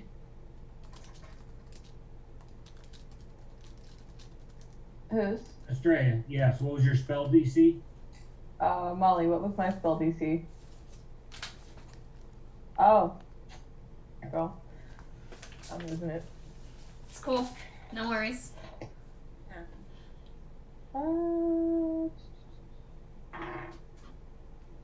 Should be at the top left. 28. 28. Yeah. So both of these guys just rolled 2s on the dice to try and pull out, and so they do not succeed and out of getting themselves out of the tentacles. That's what you get. Bitch. They're trying to pull loose. They fail. So they're swinging around with their pincers and tails. The blind guy's doing it very, very poorly, and he's not getting anywhere.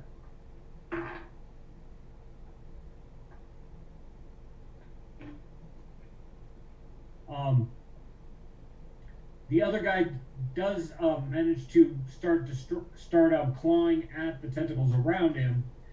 He looks like he may free himself in a while, but not immediately.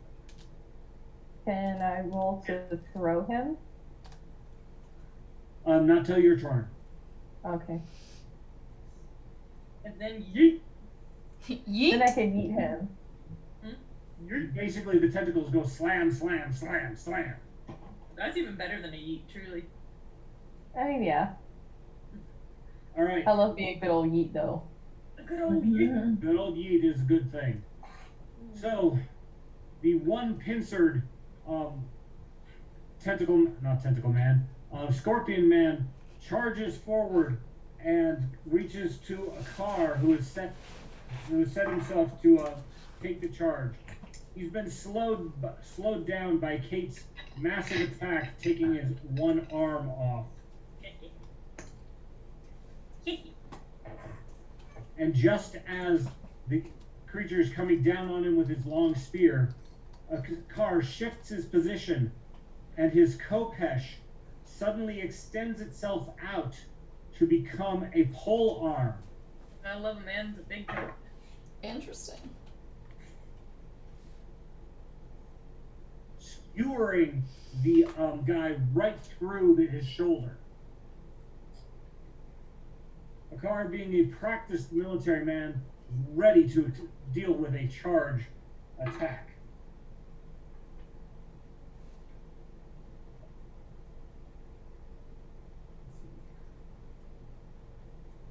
And deals him 23 points of damage because he was braced and prepared to accept the attack.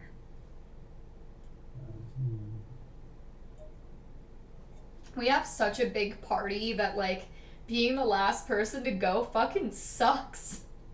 I don't like this. The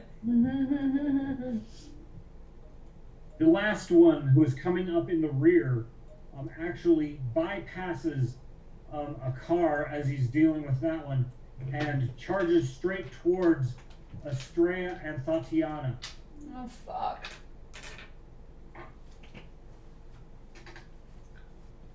Estrella, Tatiana, and Cheeky, actually. So let's see, which one does he actually try to hit? He aims for Estrella, who is off screen. And buried, so I mean, that's fair. No, she got herself out, right? She's kneeling on the sand.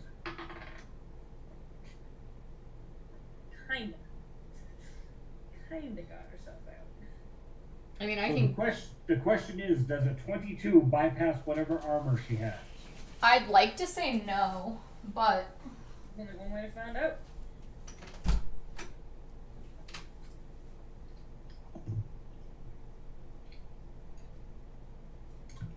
What's happening?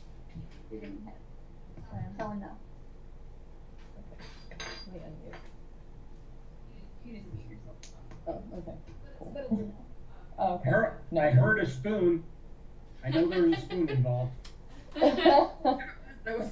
You missed it. Me and Molly were spooning. With an actual metal spoon. clink, clink. Right. I like your joke, though. But yeah, that's a no. Her AC is a 26. Okay. So, just good view of your crotch. There we go. Oh, sorry. Thank you. No, you just fancy. You have pants on, so I do. I have You some di- pants on. You didn't do a fish dance, so we're no fish good. dance. No. I would have had to end the stream and like delete everything really fucking quick. So, you managed to. The guy rolled very poorly. You managed to dodge to the side as he comes in with a spear.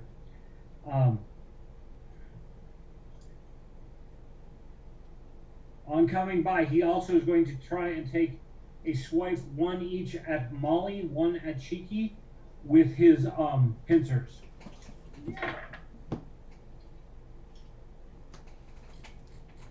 Molly, No!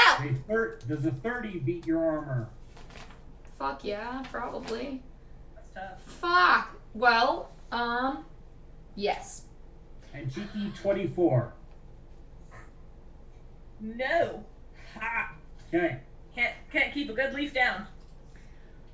And that's so good. Like, I have a 29 for an AC too, but I have like fire resistance, arrow, missile, and cold resistance, but it's none of those things. So like, yeah, damn it. No resistance to claws. Meh. See. He does 18 points of damage to you with his pincer, and sweeps you up off of your feet, and he's got a hold of you. The only person allowed to do that's a car. Did not want to be swept off my feet by a stupid fucking insect, but here we are. Sounds spicy. And it's your turn. Of course it is. Yes. Fuck me. Well, God, I wanted to summon a dragon, but now I just want to fucking put my burning hands on this guy's fucking face. Well, you're in a really good range to do it because he grabs you around the waist, and while you feel, maybe a cracked rib or something, your arms up right in his face. So you're going to get a bonus to hit this guy with a spell. Okay. Yeah, I'm. You can dodge. Oh wait, burning hands is a 15-foot cone, so we're not gonna do that. Yeah, just try So to half we're the gonna fire. we're gonna go for produce flame. But he was charging, and he missed his target, so he continued through as he swooped you up. You can aim kind of up to miss the rest of your friends if you want to use that. Well, I can do produce flame and basically still just produce flame right onto his face. Okay. Right in front of him. So that's what I'll do, is I'll do the produce flame right at his face for 30. 30. Not quite a crit, but you scorch the fuck out of this guy. Cool. Alright. Give me damage. So it's... Yeah, no, that's a 3. Oh, no, okay. It is... Fuck. Of course I rolled the fucking 1. Hold on, let me look. Re-roll it. I don't like the 1. You got a high enough score, you can roll that again. Okay. Okay. So 2, 3, 4, 5. Is Vesta still within 30 feet of me? Yes, she was standing right next to you when you were grabbed. So 8 points of damage. And then I will give Vesta my action for her to okay, so well, first we have to see if he's surprised enough by the fire in the face to drop you. that's fair. That's fair. So you said 8 points of damage. Yes. Let's see, what's this guy's will?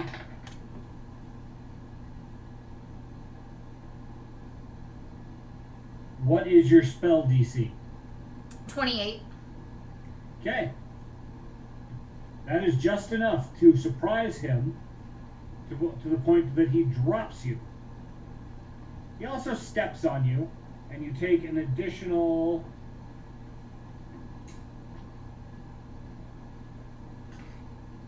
an additional 2 points of damage from getting stepped on as he runs over you. But now at least you're not in his claws. That's fair. Well, because he attacked me, Vesta I'm still gonna give her my action, and she's gonna be a little upset, so she is gonna, I'm assuming she's probably gonna have to move to get to him. Unless she uses her ranged tail attack. Yeah, I don't want to use that one right now. I'd rather her do a move and then,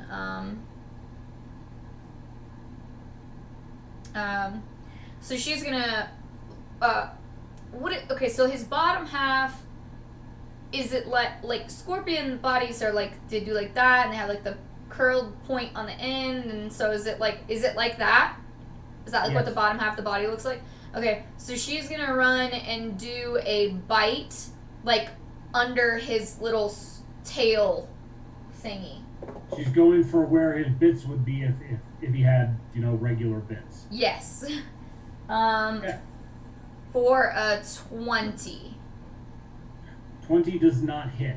Her bite skitters off the chitinous armor on his skin. And then she tries again for a 26. Still does not hit.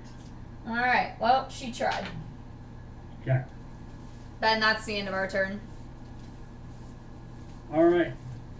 Back to the top of the initiative is a car who has impaled his opponent and stopped the charge dead. Okay, the guy's not dead, but his forward motion is completely done. Returning his Kopesh to to its regular shape, he comes up from his crouch and moves in to attack his target.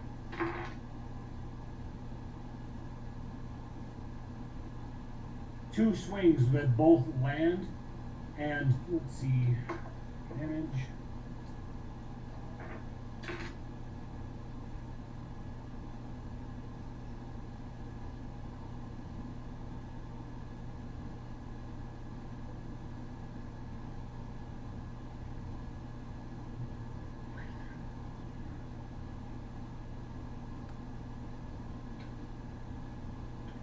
The one immediately in front of a car is in greatly injured.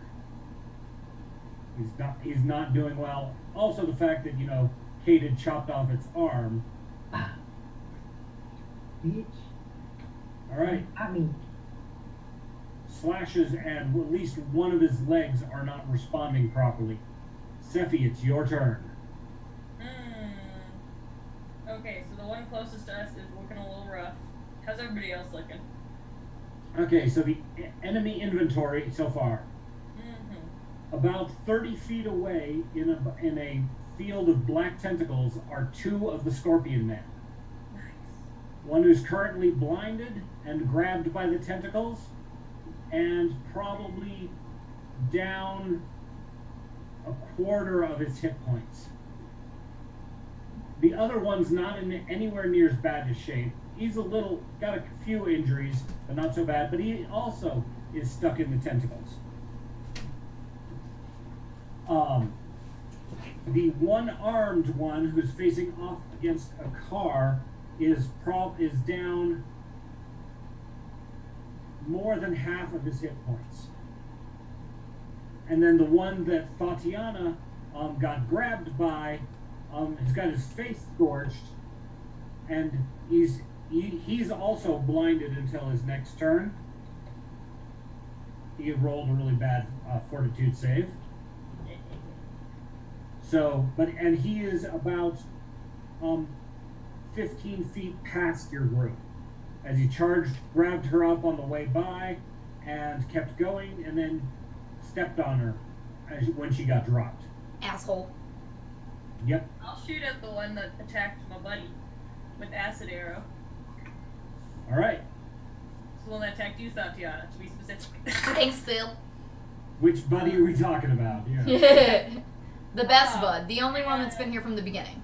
I got a 28. I realized that time, Jeremy, like, only me and Molly have been here since the first session. It's pretty fully wild.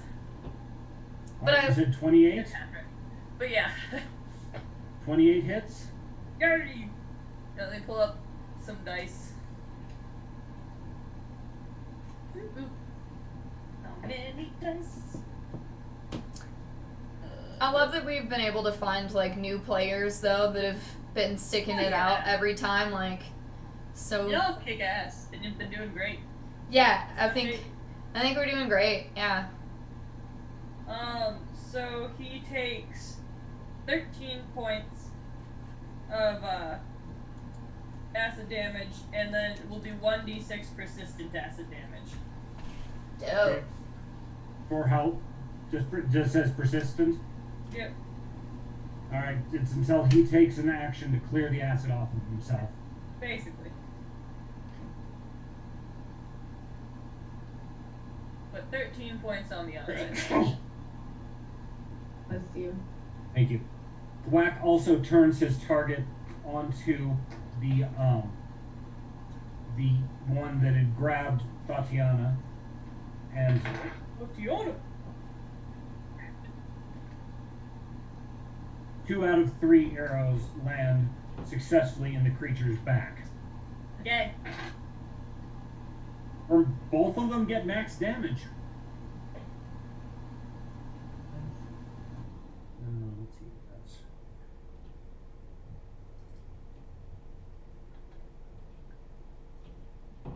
Okay. Estrella, your turn. Brielle? It's your turn, baby. Okay. Alright, so how many of these guys are left and like how close are they to me? 2 of them are 30 feet away in your tentacles, so you get to roll for a persistent damage for these guys. Yeah. So let's see. Where is the spell?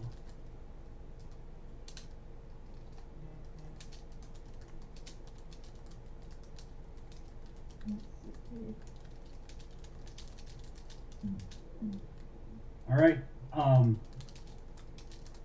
You get to make. Let's see. I believe you get to give them another 3d6 of damage because they did not manage to escape. Okay. So that doesn't even count as an action. So you just tell me how. Roll 3d6 and tell me how much damage they take. Okay. Molly, when you're finished, can you roll me a 3d6? 3d6? Yeah. You can also just roll your 1d6 that you've got 3 times and math them together. 13. Cool thing that involves math. 13. I don't know if you could hear me. Say it again. 13. Okay. 1, 3. Alright.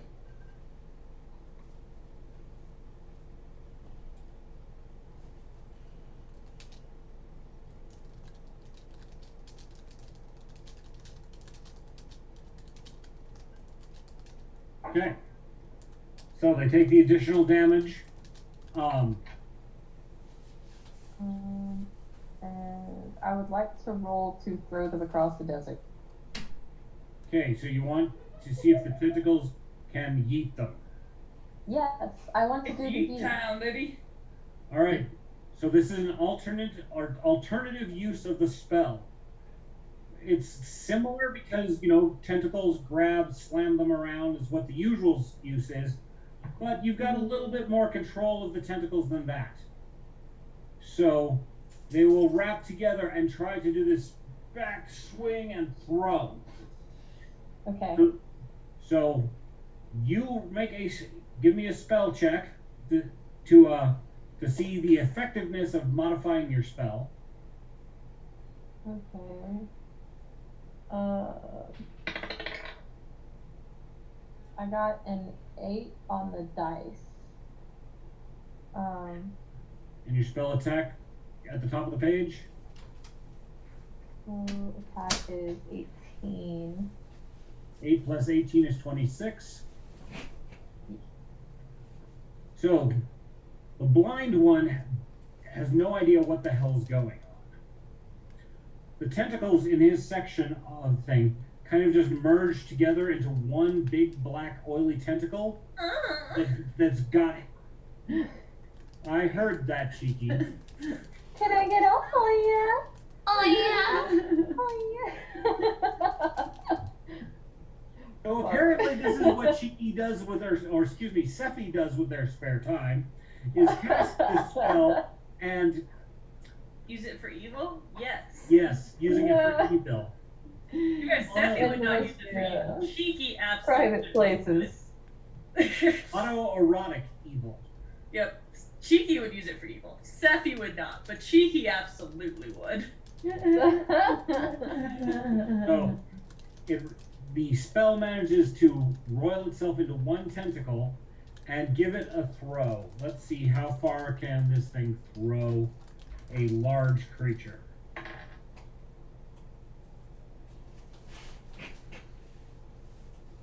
It gets launched into the air and sails at an angle at about 30 feet, and you can see the claws and so forth all flailing. They rued the day. For real, for real. This guy's blind, so he can't even really like try to do an acrobatics because he can't see the ground coming. Oh God. All right. 4d6 of falling damage. Nice. Actually, make that 5d6 just for fun because they were thrown well, and this guy's. Strong by big, strong tentacles. Uh-huh. I'm so excited for our nasty campaign, y'all. It's gonna be so good. 16, 19, 24. Okay. So this guy takes 24 points of damage after getting chucked across the desert and basically splatted into the side of a dune. Let's see.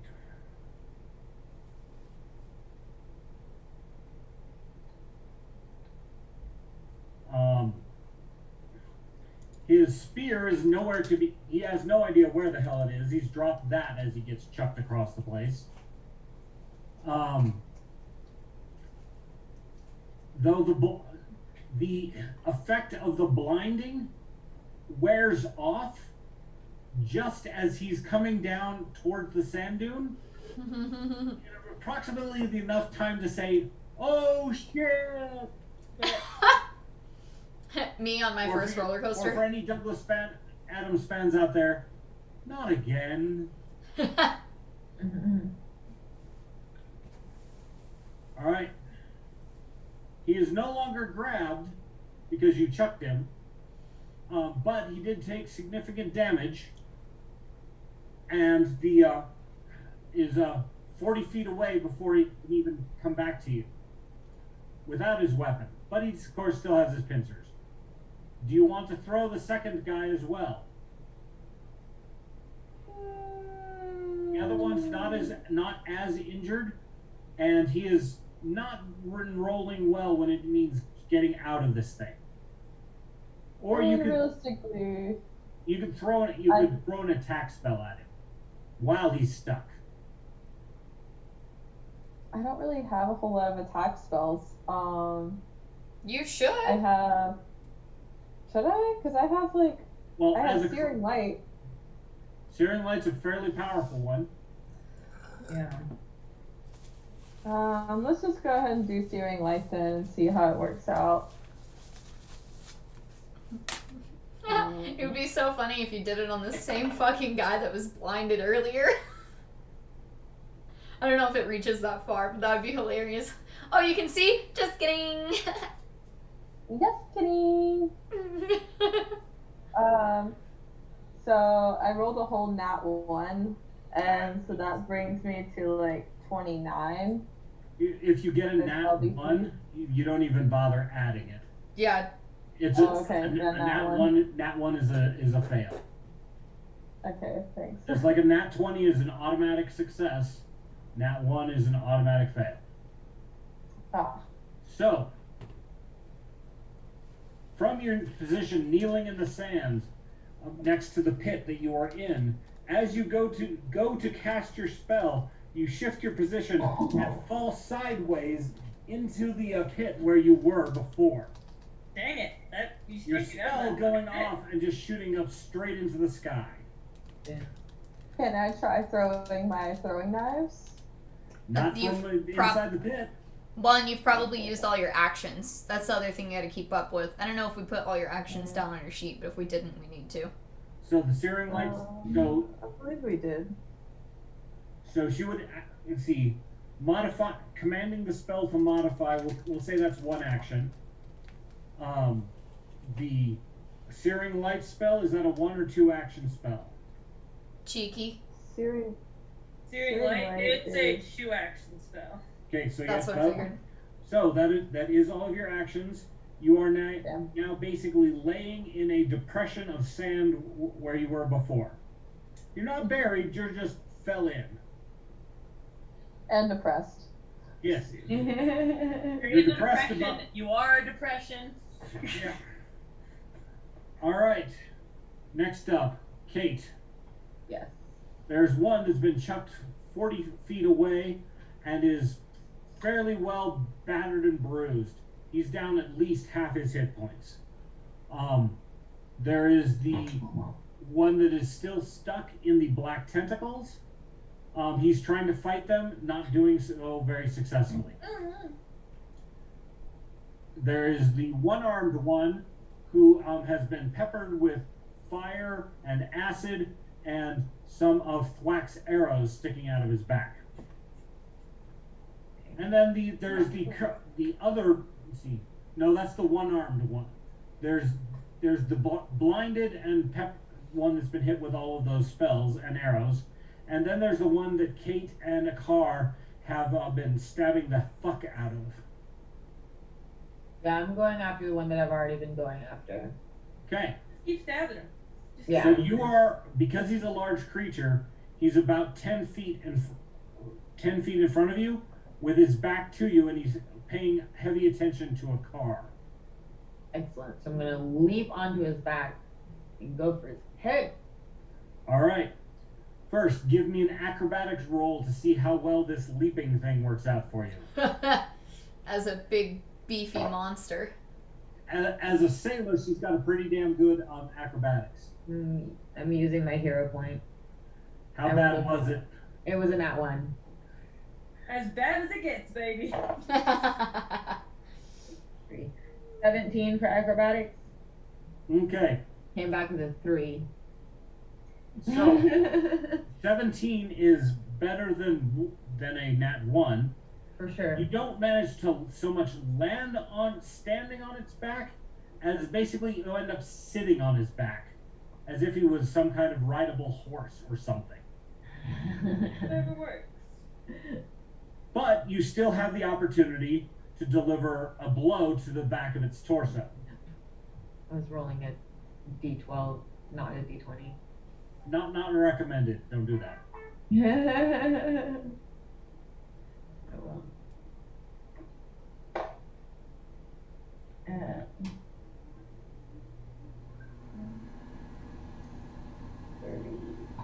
36 for my great axe to hit. Okay. With his penalties for surprise and so forth, that makes it up to a crit. Damn. So go ahead and give me damage.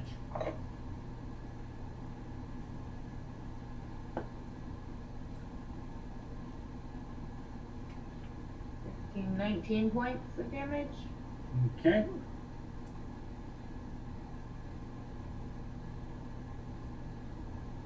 So he takes 38 points of damage and is bleeding heavily. This guy's in bad shape. Not dead yet, but another round of this is not going to go well for him.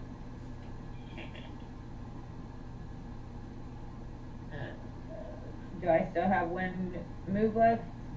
Okay, go ahead. Okay. I'm just gonna swing at him again. The great axe. Handy dandy. That'd be 26. 26 hits. Beautiful. And 9 points of damage. Okay.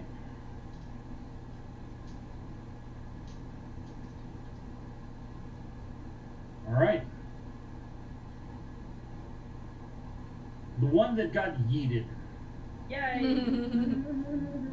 Yeet. takes an action to get his ass untwisted about in the sand, and he's pissed. He's angry, I'm and he's surprised he's alive charging to in. feel anything at all. What was that? I'm surprised he's alive to feel anything at all. He's got at least one leg that's trailing behind him, not working properly. I am broken and I am mad.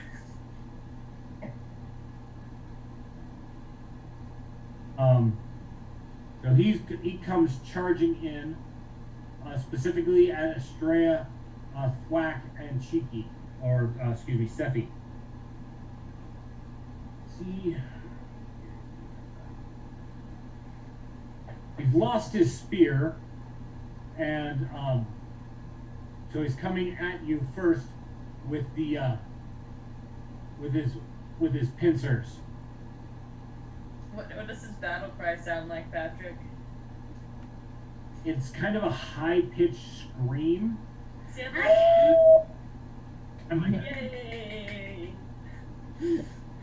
All right, Cheeky. Does 28 beat your armor? Ooh, it just very well may. I think by 1 point. Yep. Okay. The damage.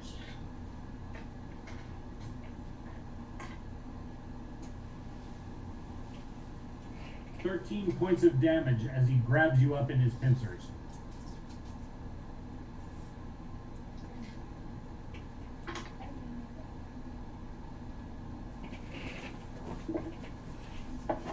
And Astray, I think we've already established that 26 will beat your armor. Her armor is 26. Oh, her armor is 26? Yes. Okay, well, stalemate goes to the defender. He bashes you with his claw as he tries to grab you, but you manage to avoid it. Okay. Okay, good. Alright. Because he charged, he doesn't have an action to try and get you with his tail. Okay. So Is let's it see. my turn or still Cheeky's? No, it's the monster's turn. Okay. We just finished up Kate's turn, and we're going through the monsters. Let's see. The one in the tentacles is going to try and get out again.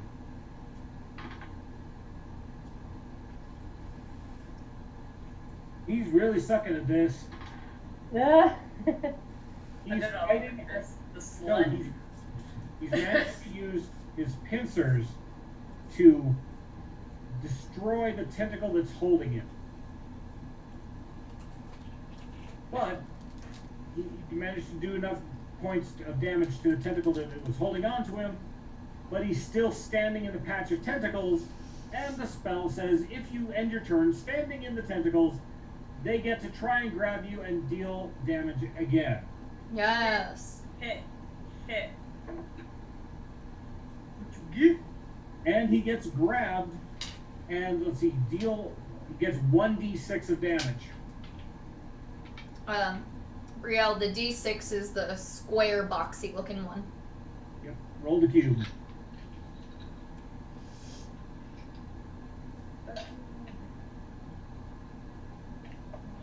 So clearly, Brielle is not a dice goblin. No. Not yet. I have some that I have my eye on. 1. I like Google's dice roller for anything over 1 dice because it adds it up for me. It Yeah. handles the math. Okay. Not the gay that can do math. Not this gay. All right. So the one-armed one that Carr and Kate have been beating the ever-living shit out of.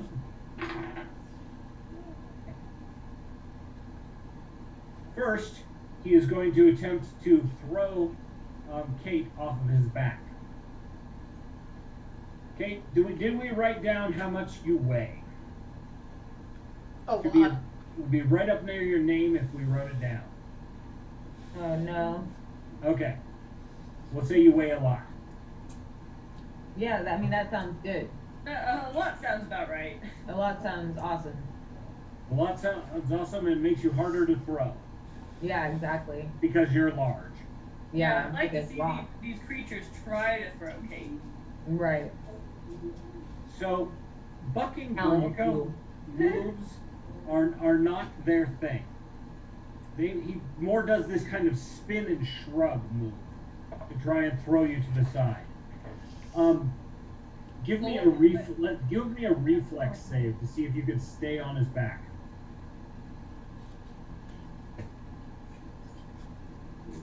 32.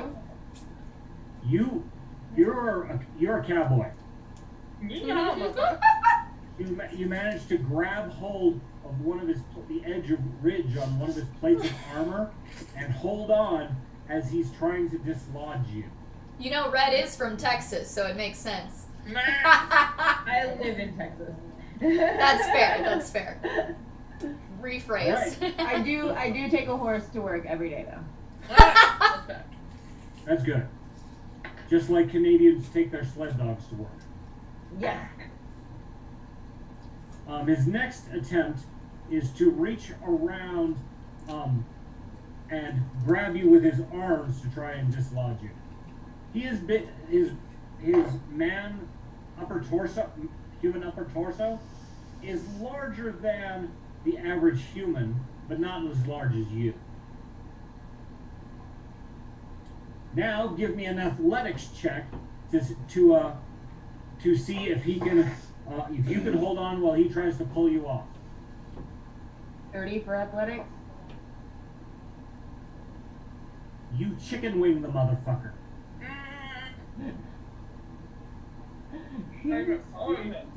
You got his arm yanked up behind him Yeah, bitch.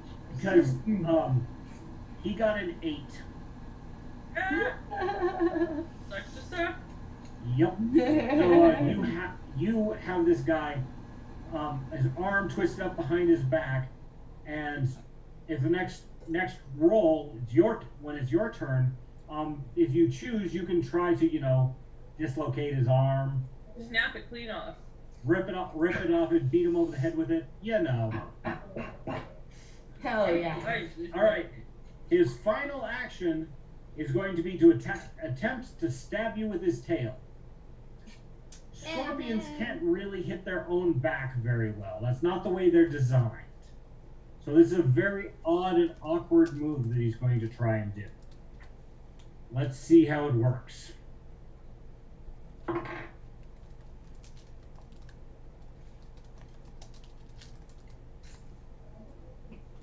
I'm assuming that your armor is better than a 13. Yeah. Quite a bit better. He didn't get a nat 1 and stab himself, but Damn near Goddamn close. okay. So that's the end of his attempt to do anything. And let's see. The one that has been stabbed with arrows, acid arrow, and was temporarily blinded by fire, turns around and charges at Tatiana again, who is still on the ground. Ick.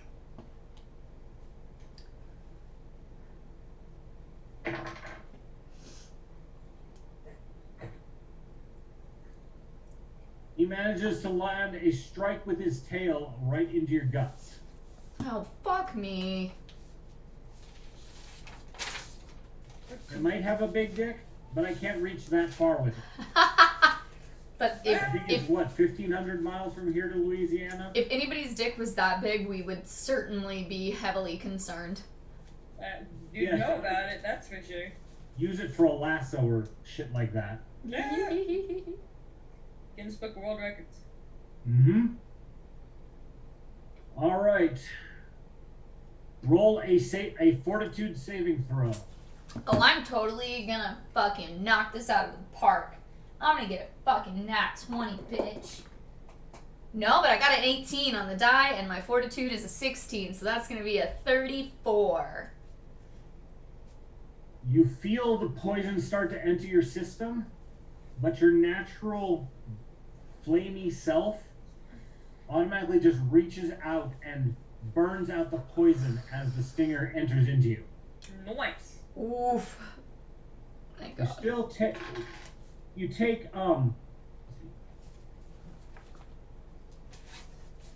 13 points of stabbing damage, but the venom from his tail does not affect you. Okay. If Astrea is paying attention, hopefully she notices how badly I'm getting hurt over here, because I am almost at half hit points. So when it's her turn, hopefully she'll be like, oh my god, they poisoned her, and not know that I didn't get poisoned and then try to heal me, because that would be really cool. Actually, straight up healing wouldn't do anything for poison. Oh. Oh. But yes, you do have plenty of injuries that it's clear that you're going to need healing. And Well, maybe she's dumb enough that she doesn't know that it wouldn't help for poison, and she thinks I'm poisoned, so she heals me anyway. How close to death are you? I'm at half hit points, so I'm not gonna die right now. Okay, because I have that one spell. though Tatiana, it is a free action to yell something. You know, less than basically you can get one sentence. That's fair, but I also feel like Tatiana is still on the fence about Estrella and like doesn't feel comfortable asking for Estrella's help yet, because if she does, then she feels like there's gonna be like, it's like being in jail. Like if they make your bed for you, then like you owe them sex later or something weird. Okay, so like I don't want to owe her a favor for getting a Prison yard favor. rules, baby. So like I don't want to fucking ask. Tatiana's like, I'm not fucking asking this bitch to heal me. I mean, right now I'm almost at half hit points, and I happen to have healing potions. So like I'll survive on my own because I'm a badass bitch. I think she's just being. She would be stubborn, very stubborn about a newcomer. You know? Okay. Yeah. Well, it is your turn now. It is Estrella's turn? No, Tatiana's. Okay. She's the last to go after the monsters. I'm summoning a dragon. Excellent. Okay. So my thought process, I would try to put it out there, and his name was Califer, I believe, is what I have written down. Okay. I know, Calcifer. It sounds pretty similar. Okay. We should name him Calcifer. So I just think, That's the one that you summoned up the flame drake that I summoned up the first time. So I'm you just healed him, and he gave you his summoning name. Yep. So I'm trying to bring him back, and I'm just like, Califer, please help us. And All right. Summon dragon. Roll a D100, and we'll see if he's available. 64. Yep. Your summoning spell calls up Calcifer, who Yay. materializes mid-air over the scorpion creatures. Sweet. Does he get an action on this turn, or does he have to wait until our next? Because it's 3 actions for me to summon him, so that's all I can do. Okay. No, he'll get an action on the next round. Okay, but Vesta can get her action. Yes. So whoever, is she close enough to anybody to hit them without having to move? The one that charged you and stabbed you, she is close enough to get to. Okay, so she's gonna do a tail slash. Fuck! For a 19. Not enough. No, that's. Vesta is just not. I need to put all my dice in my titties, obviously, because I've been rolling shit today. Like, so shit. Your bra is going to do the clack of math. I'll take a picture of all my dice, because that's too many dice to try to put in my top. But I'm going to do them one at a time. And still have your boobs in your top. Yeah, basically. Still have a If you top. tried to pad your bra with your dice, things would be showing that we're not allowed to show on this stream. Well, this one can hold. I mean, there's something underneath it, but then it would just get all like lumpy and weird shaped, and like I don't want to do all that. So you know. Very, very pointy nipples. You put the D4 pointing out. Yeah, basically. Amazing. All right, Akar's turn. Seeing that you are severely injured, he does a dive and roll and comes up over next to you. Pressing his hands to your stomach, you hear him say something in Osiran, and there's a glow as he uses a healing spell on you. Yay! He loves me. Loves me, loves me, loves me. You can see much concern on his face.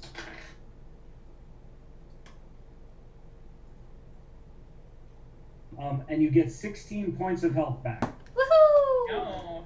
Cool. Just a point of reference. How many fighters can cast healing spells? He's not a fighter. I can. Well, Steffi can. You're not a Fighter. fighter. The class fighter. Y'all are not fighters. He's not a fighter. He's obviously a spellcaster. Is this the first time we've ever seen him do magic? Well, You haven't asked about some of the other shit he's done. Whether it was magic items or so forth. But there's been a couple of things that, He's a fucking spellcaster. So, there's this class of holy warriors. In this system, they call them champions. In other systems, they call them paladins. They are basically holy knights that serve some deity or other.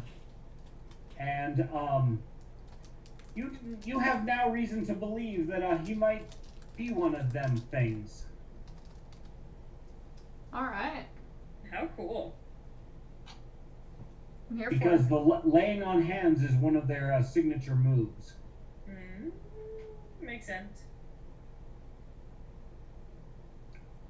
All right, that's all of Akar's turn. Sephi. Okay.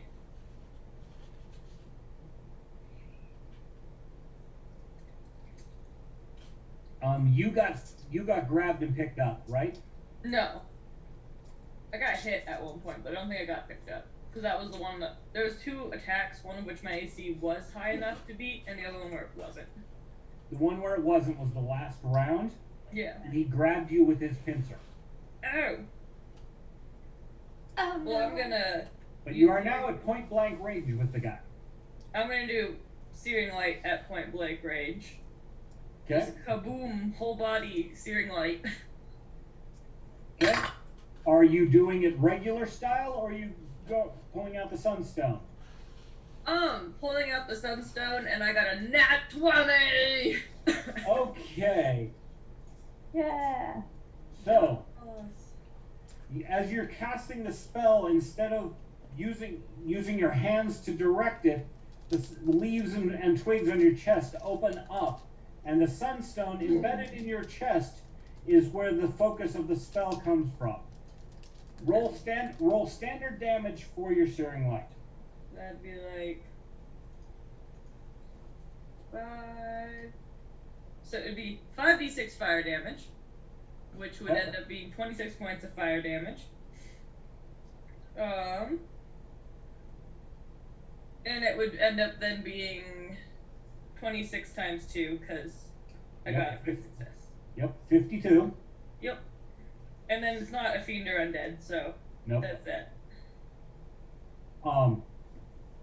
But because you've powered this with some of the power of that sunstone, the spell is amplified.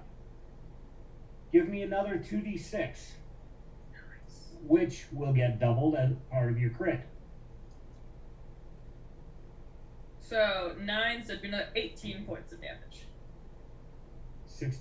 70 points of damage. Holy shit. Yeah, but Sephi, you also feel significantly drained by blasting the energy out like that. So Stumbles back onto the ground.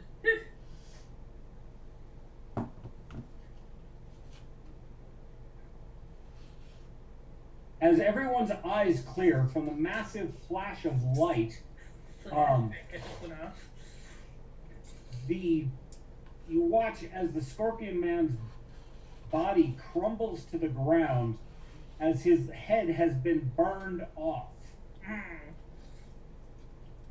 You did 6 more points of damage than necessary to kill him. Nice. Bada bing, bada boom. It's amazing. But you know that you're not going to be able to pull that move again today. No. The magic in the Sunstone is greatly weakened. It will recharge, but it's going to be pretty much a dull glow until tomorrow. Makes sense. All right. Thwack.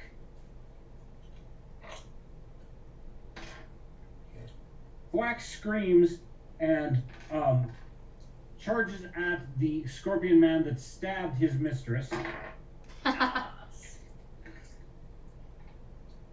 and trips over the spear that got dropped.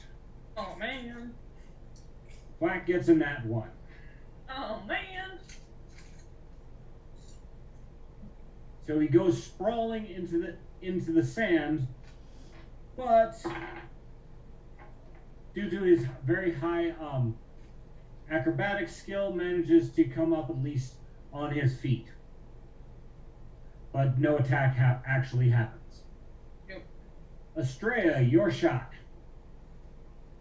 You have the one Okay. guy that's still in the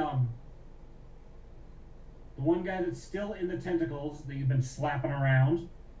Mm-hmm.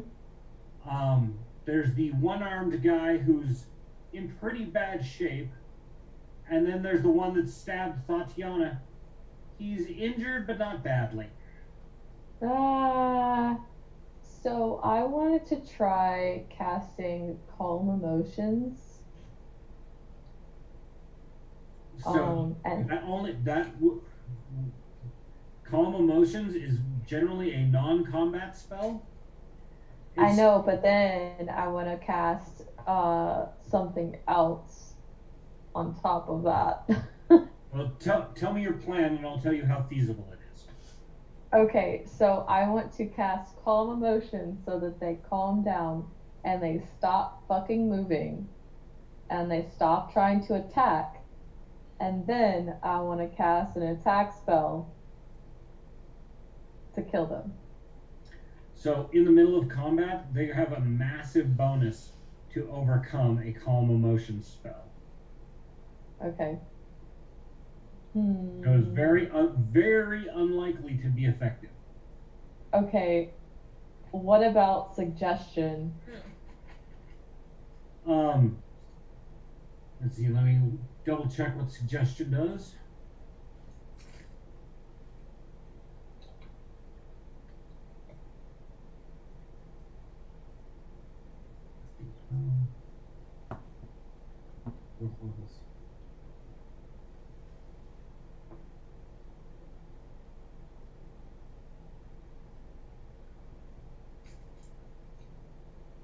Okay, so you cast the spell and they get a will save, and whatever it is you're suggesting needs to be somewhat logical to them. Needs to be like a logical course of art of, like, you know, stab yourself in the face. Not illogical. Can't be self-destructive or against. But what if I ask them to like attack each other? Then they're part of a war party or something, and so it's not a logical choice for him to attack him unless, you know, if the guy had just gotten a crit or a nat 1 and accidentally stabbed his friend, then that would be kind of logical. But That would be like, we'll let you live if you turn on your friends. If they might have any kind of willingness to live, and somebody just got green, so they ain't looking so hot. They don't look like they're gonna win this fight. She does make a really great point. Well, you think that him trying to surrender or withdraw is a logical course of action? yeah, that's what I was gonna say is they might think, oh my god, we're gonna lose, our friend just died, we should fucking run away.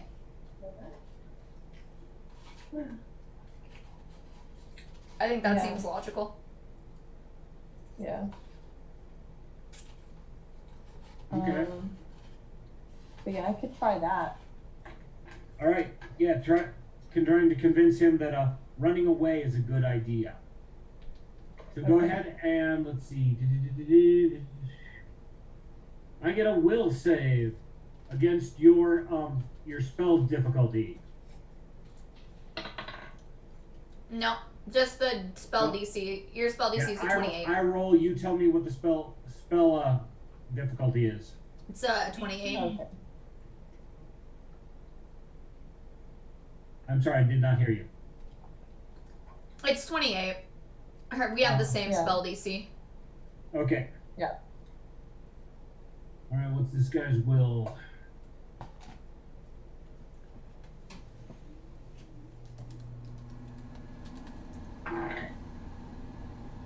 Nat 1.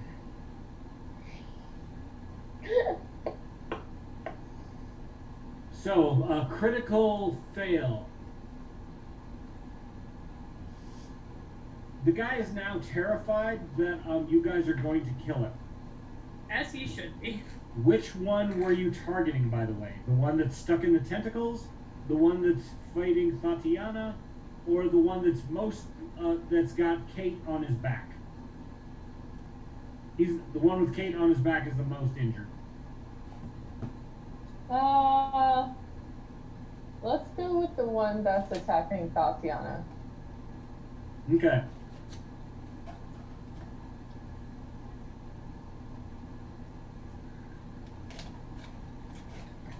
You see a look of terror run over his face as your spell suggested that if he doesn't run, he's going to be annihilated. You could, on his next turn, it's very clear that he's going to cut and run.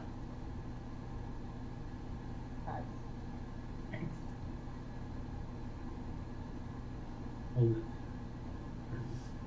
Okay. All right. See, that was Osira. Kate, you are sitting on the back of a very injured scorpion man with his arm brought up behind him in a chicken wing. It's snapping time. So we're gonna go for breaking this motherfucker off and then banging him over the head with it. All right.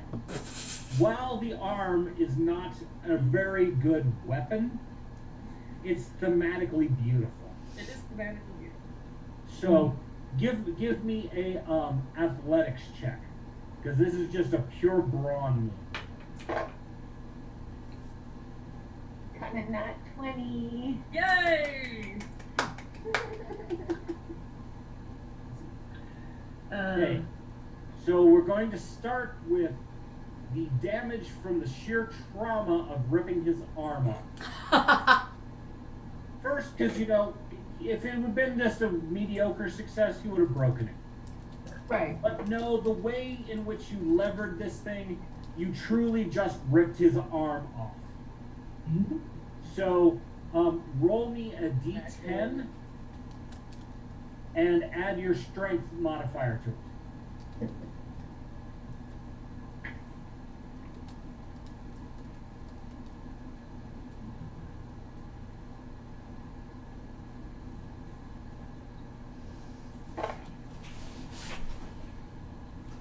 Six. Okay. So what's your what's on the dice?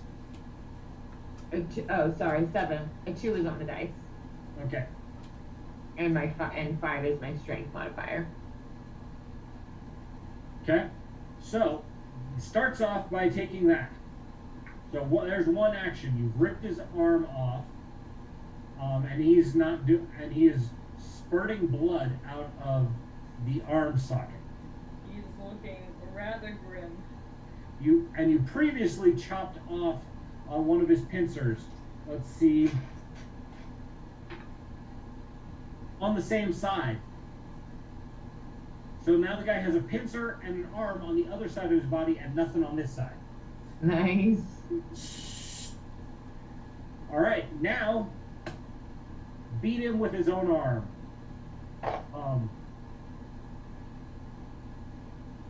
So I rolled a 19 on the die, but I don't know what to add to that for an improvised weapon. Let's see. We'll just go with your straight strength score. So we'll 5. That would be a 24. So 24. In his fucked up state, with you on his back, that clearly hits. Let's see. Roll a d8. for just a massive clock to the side of the head with his own arm. Part of this is emotional damage too. I rolled a 1. Okay. So Maybe he that's takes it. He's gone through so much blunt force trauma, he doesn't actually have, like, the capacity to be afraid. He's just going into shock. pretty much. Alright. So you didn't do a whole lot of damage, but you know, you've removed his ability to wield a weapon. On his turn, he's probably going to have to take a fortitude. Actually, no, I'll make him do it now. Fortitude saving throw to see if he passes out. Fortitude.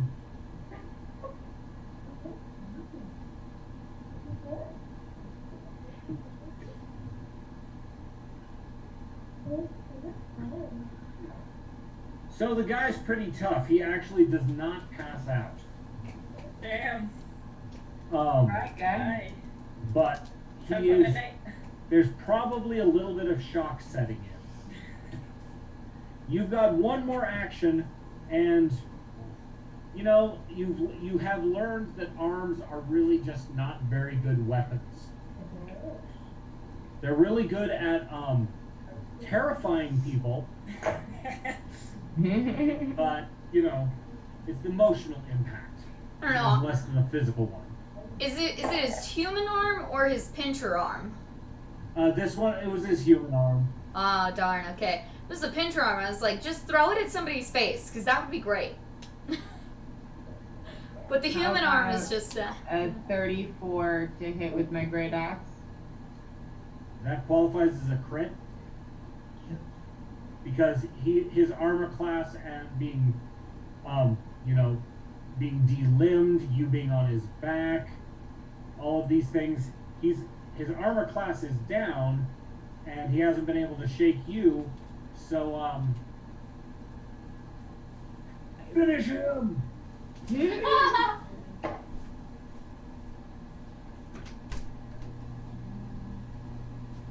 12 points of damage. Your axe chops into the back of his head. His entire body seizes up as basically the end of him, as all of his muscles go into a spasm, and the hydraulic parts that run The leg. scorpion network. Scorpion's muscles are hydraulic, not actual muscle tissue. So Learn something new every day. So as he basically, his legs all shoot straight out, and you feel him drop about 3 feet underneath you as he just goes rigid and collapses. Nice.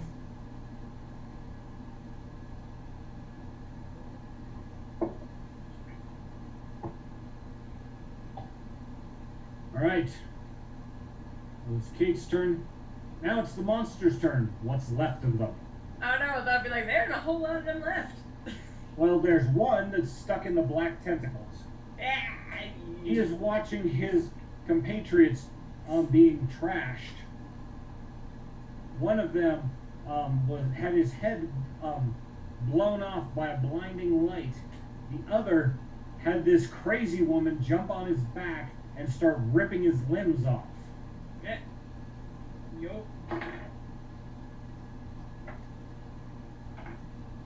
He is wildly trying to hack at the tentacles holding him, but he can't seem to land a blow to save his life, literally. The other guy who is terrified by the suggestion spell, turns his back on Sephi, Thwack, Estrella, and Molly, or Tatiana. So he turns his back away from all of them in order to start running away. All of those people, and the car too.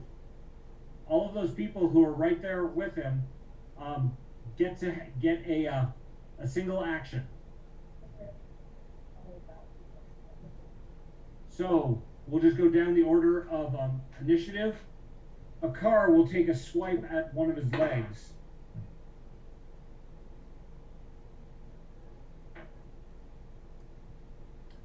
Landing a blow.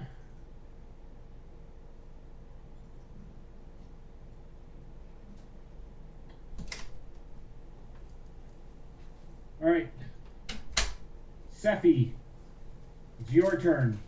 This is the guy that grabbed you in his pincers. No, you blew his head off. Wrong I guy. blew him to smithereens. Right. So this is technically a 2-action move. Right. But let me know. It was like, it's a cantrip. I'm like, I might put a sigil on him as he's running away, so we know where he is, and we can know where his like camp is to avoid it. Okay, so basically you're trying to put a tracker on him kind of thing? Yep. Okay, it will, because it's a cantrip, it's going to be very short range Wow. and not last particularly long. Really? Oh well. That's fine. Or if it has no magical effect, you basically could brand him an idiot. Sure. Brand him a coward, you know, whatever strikes you or fancy. Just put a magic sigil on his back. I think idiot. Steffi would do idiot. Okay.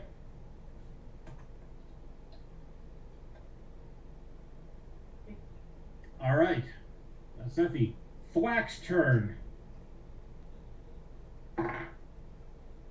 He fires and it's a really lousy shot. Doesn't even come anywhere near close. Estrella. Your turn. You get a single action on the guy that's turning to run away. Oh my. Sudden bolt. Sudden bolt. Okay. Jesus fucking Christ. Molly, let me put my dice in your boobies. Put them in your own tits. You've got significant boobage. You can do it. Trust me, it's not working with mine, okay? I'm still rolling like shit, so. All right. Tatiana, your shot. You're sitting up with a car who has just spun around and gave a slice to the creature's legs right next to you. He's on one knee, strikes out with his sword, lands a blow. You sat up after he put his hands all over your torso. Yes. Alright. Flame Drake! Oh shit, did I accidentally close out of it? I did a dumb. It's not your turn for that. You have a attack of opportunity as the guy's turning to run away. Okay. Then, I am going to, how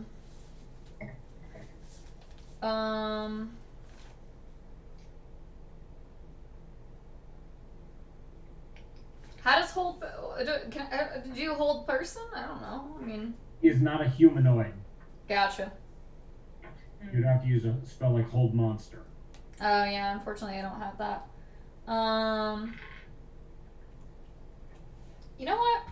I feel like I haven't used a focus spell in a really long time, so we're gonna go with Elemental Toss. Nice. And because it's a focus spell, it is heightened, and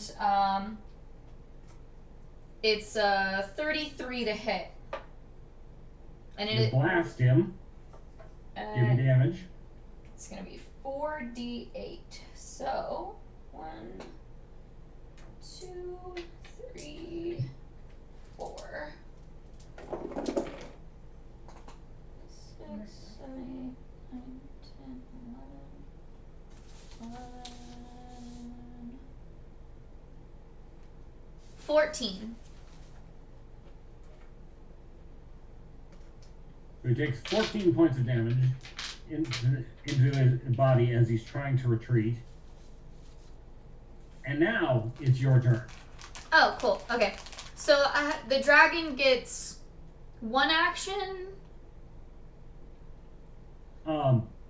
He gets basically one action, but he's already flying, so like a strafing attack would be one action.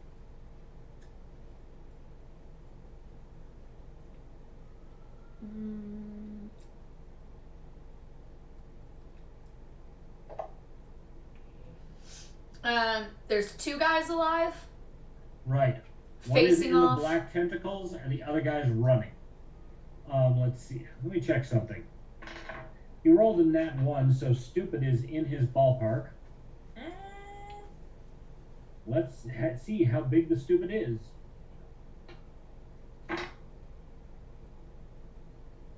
Okay. He manages to not run straight into the tentacles as he's trying to retreat the way from which they came. And quite lit up to his monitor. Right. One's running away, one's stuck in the tentacles, and Is there a way to hit them both with a 20-foot burst and not hit a teammate? yes. Okay, so then we're going for Fireball Breath. Oh, that's really unfortunate. How unfortunate is it? And that one. So, I guess I how could, do you like your hair? guess I could And use or a do you hero do you want point. to burn your hero point? I'm gonna use the hero point on that one because I've been. Oh my god, That one on a fireball is bad. yeah, I've been rolling Not really ideal. bad today. Like this is not fair. Okay, that's better. Well, he got a 12 on the die, but it doesn't give me a number of what it's added to.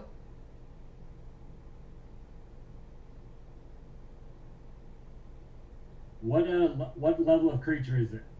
5. Level 5 creature? Okay. Alright, I'm gonna say that hits. Okay.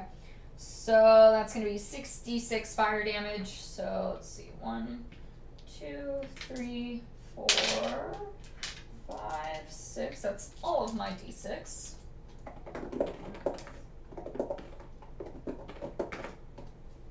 It's 10, 18,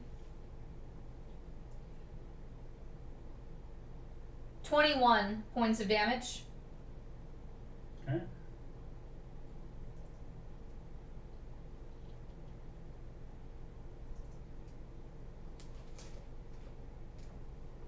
And that's his one action, so now I still get my normal actions, right? Yep. Okay. So then I am also gonna say fuck it and do a fucking fireball. Hooray.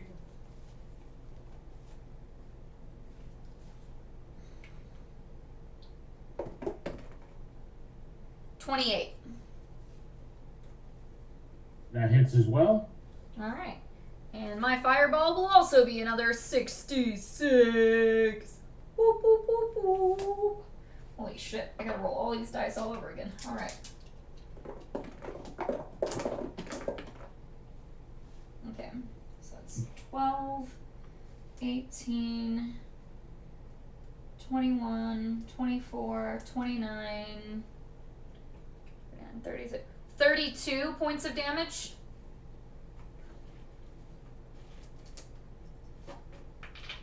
And Fireball is a 2-action spell. So I'm going to give my last action to Vesta. And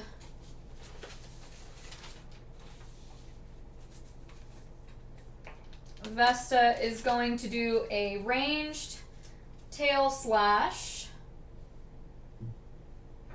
for fuck a 19. 19 does not hit.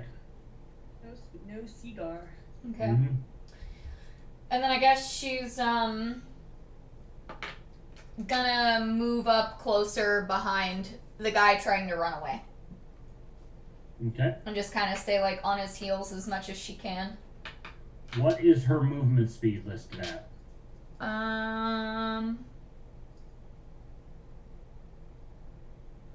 30 feet. Okay. The guy that's running away is faster than she is. Their Oh. movement speed is 40. Okay.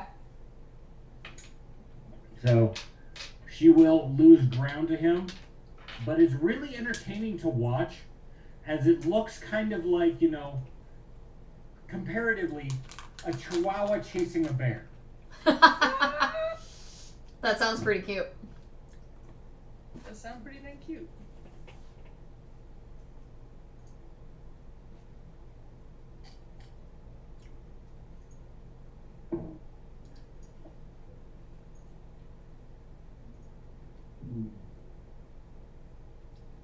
So Akar is going to get up from where he was kneeling next to Tatiana and advance on the one stuck in the black tentacles.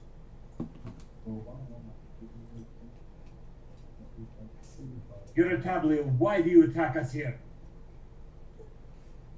We have not roamed into your lands, I do not think. No car. So the one he's still struggling. The guy's still struggling against the tentacles and not winning. It is our duty to kill all who come from the Black Mountain. You shall die, if not by my hand, then by my brothers and sisters too.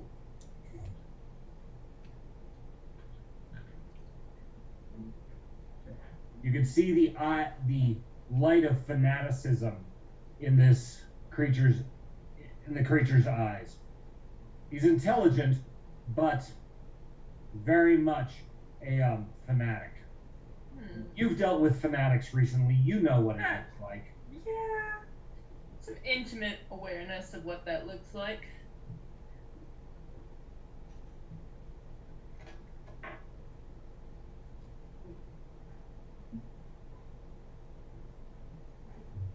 Car responds, "If this must be, then this must be," and reaches out and swings his sword at the one trapped in the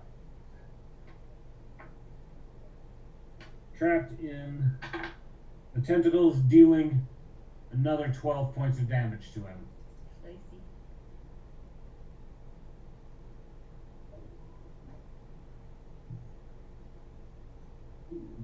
Okay, Sephi. Mm-hmm. You have Idiot who's running away. That's about it. Who's very significantly injured. The one trapped in the tentacles is less injured, but he's pretty rough. He's definitely under half hit points.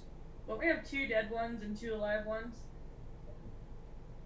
2 dead ones, 1 alive, 1 that's still trying to fight from the tentacles, and 1 that's running away. Didn't the car take care of the tentacles though by lopping his head off a bunch of moments ago, or did it not go all the way off?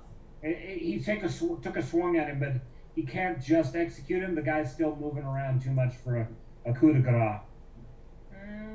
I'll hit him with a lightning bolt then, the tentacle one. Okay.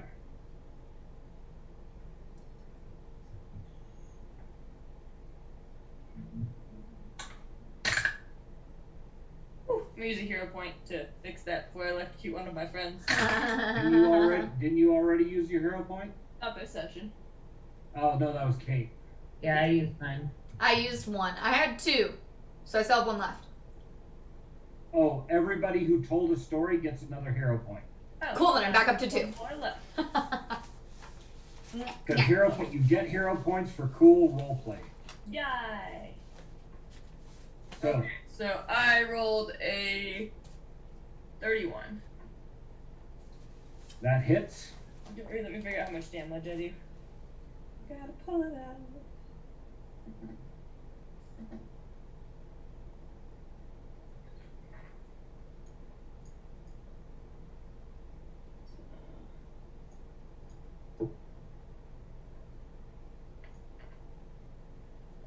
So 22 damage total.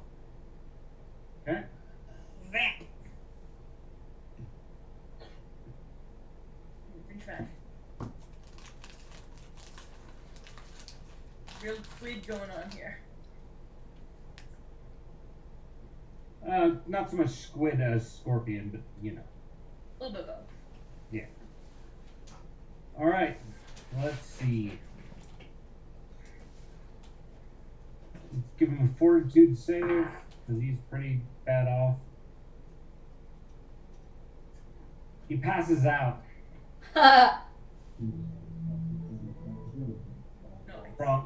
from the constriction and getting choked by the black tentacles, all of his other injuries, and then the sudden lightning bolt to the body.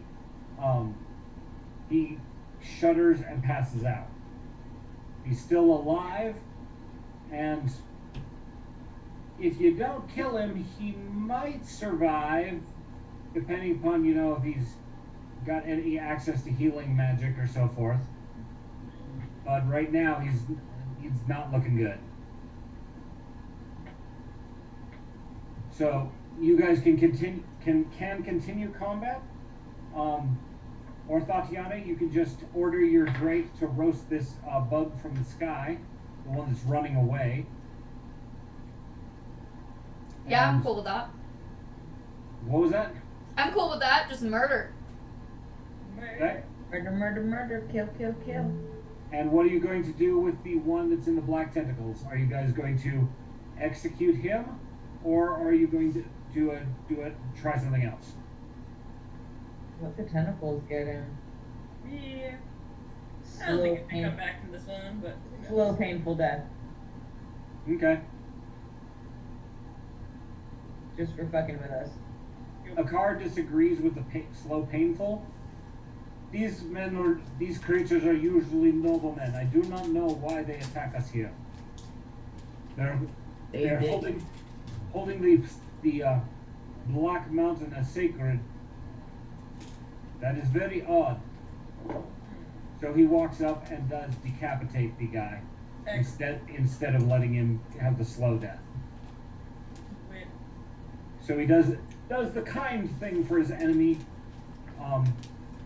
Quack is running around collecting arrows and checking the weapons and pouches of the creatures. One of the things that you noted is they have it's almost like a set of saddlebags on each one of them that they use to carry possessions.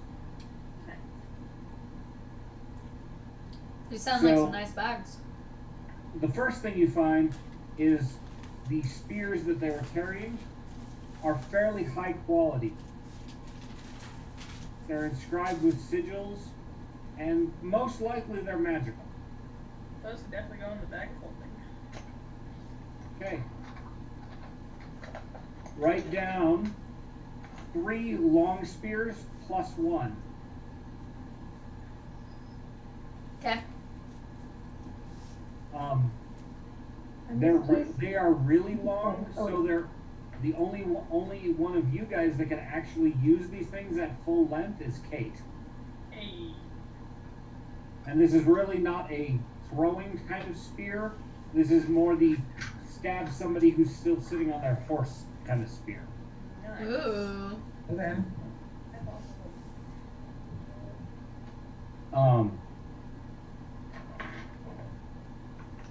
We'll start with the order of death.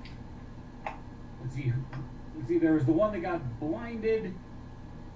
That in the end, let's see.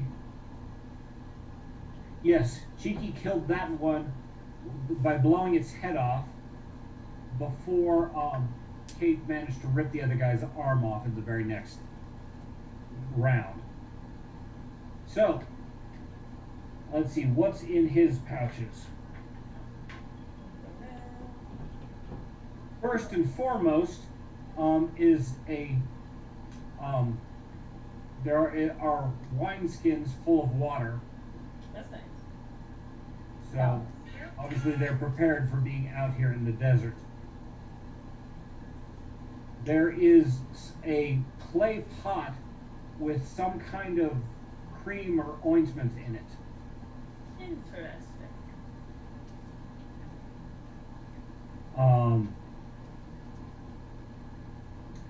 Sevi, you have natural knowledge. Roll your nature skill or medicine skill.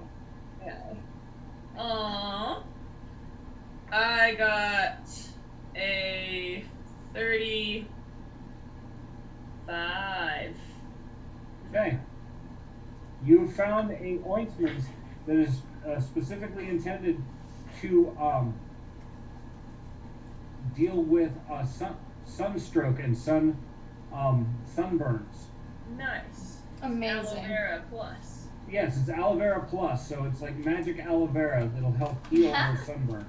I love it. It's a good find. That's a very good It'd find. be great, maybe very important for Tatiana's kids. That yoke. Yeah, probably. Ask a car to help you out. Can't reach. It puts the lotion on the skin.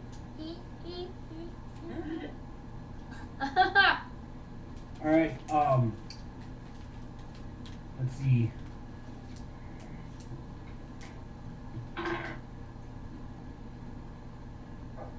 This guy was kind of broke.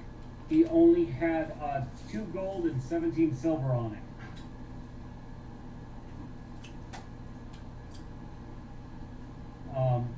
You find some dried jerky meat, but apparently he's carrying them as rations. Your food is food. Free food. And let's see.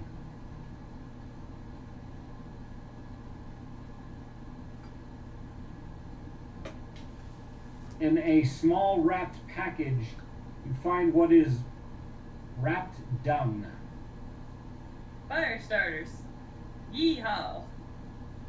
Cheeky gets it.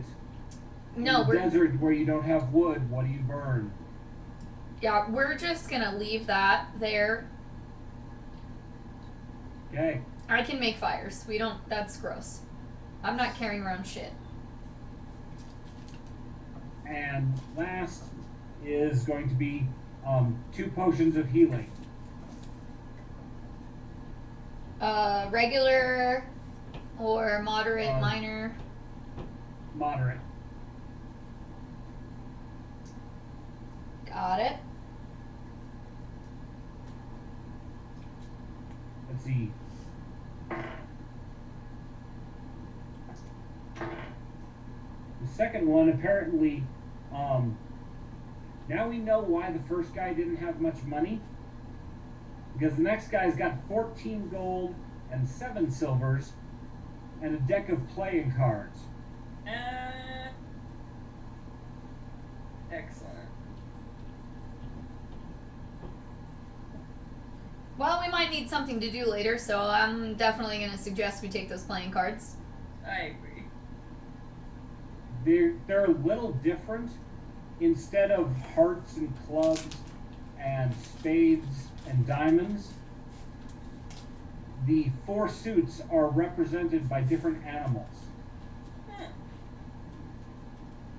And the king, queen, and jack are obviously the monarchy is not shown as humans, but instead bigger and bigger scorpions in either black or red. Makes sense. Safi, will you detect magic on this? Cause I'm not playing with these if like some bad shit's gonna happen. This sounds like Jumanji. Would I have to roll for that, or can I just do it since it's one of my innate spells?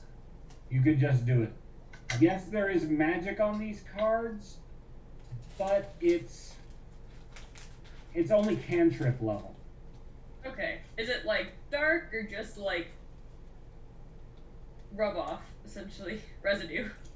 No, it's divination. Interesting. Magically marked cards. I'm gonna hand them to a Feels car. like a cheater set of cards. I'm gonna be like, a car, these cards seem a little off. I don't really feel comfortable using them. You might be able to figure out what they're all about, though. Steffi, do you share the information that they're magically marked? Yeah, so if you would just like be like, ha! They're cheater cards!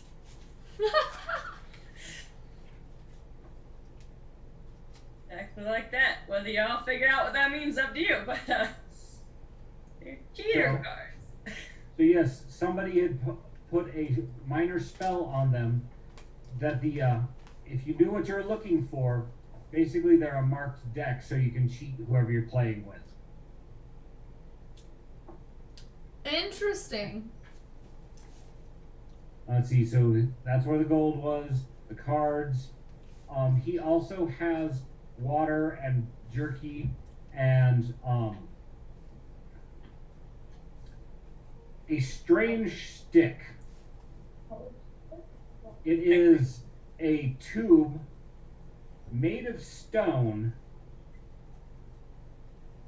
that appears to be hollow, and it's only about 12 inches long. Can I tell? What's the detect magic on that? Let's see. Evocation. It has some evocation magic.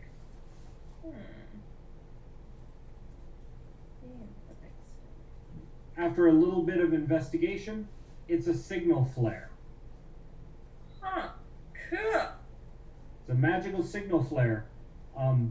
Basically, you point it up in the air, decide what color you want your flare to be, and it will go up into the sky. That's super nice. That's pretty neat. It won't. It's because it's actually it's not evocation. Excuse me. It's in illusion. So it just simply creates a flash and light, but it doesn't really do anything besides that. Yeah, just a flare. Yep. It's not like you could shoot it at something and set it on fire or anything. It doesn't have that effect. Okay.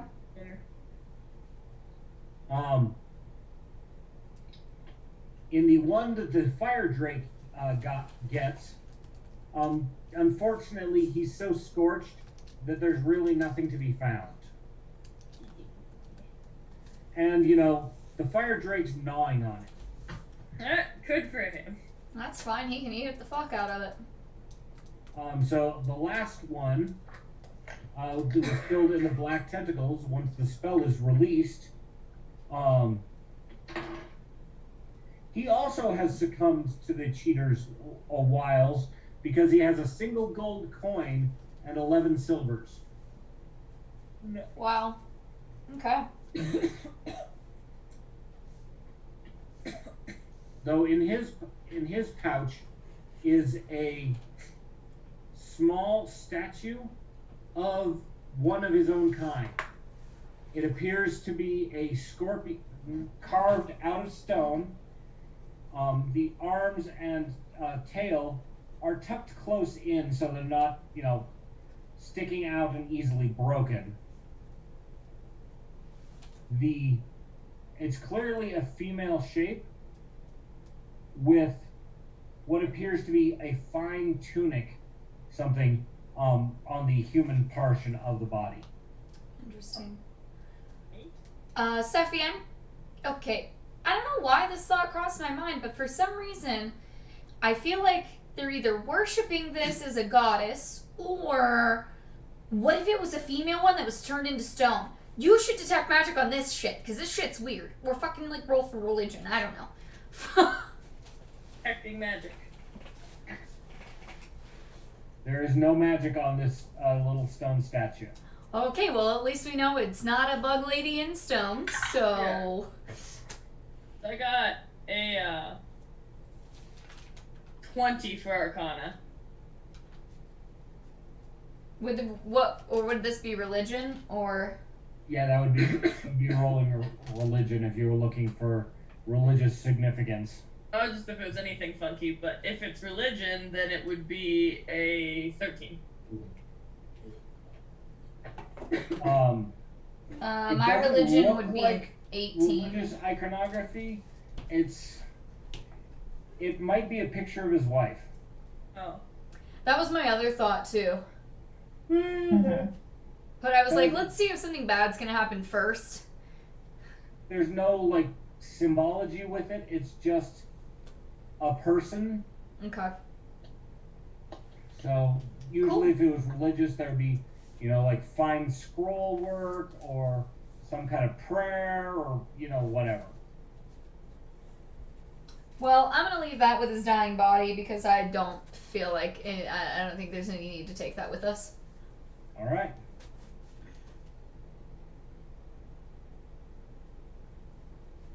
A card tells you that this is concerning. War bands like this usually patrol around their holy sites or around their villages. And unless we violated one of their holy sites, I would not expect the Guratablu to attack us.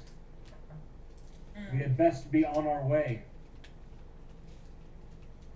The sun set while you guys were going through this fight, and it is starting to get dark, and there's definitely a notable chilled wind coming up as the sun sets and the air and sands begin to cool. When I summon a dragon, how long does it stay? Let me see.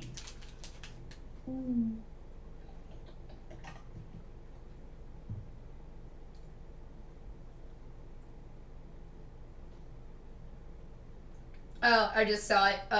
Sustained up to 1 minute. So he's probably gonna leave. Yeah, enough for him to make 3 or 4 passes, and then chew on it. And he's probably, mid-mouthful as he fades away. At least got a sneak snack. Before I get to give him a reward?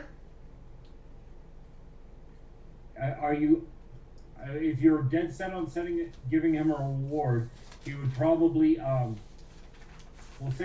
because it's good role playing, we'll say that it works. Okay. So, okay, did I write down, the question is, did I write down what he likes last time? I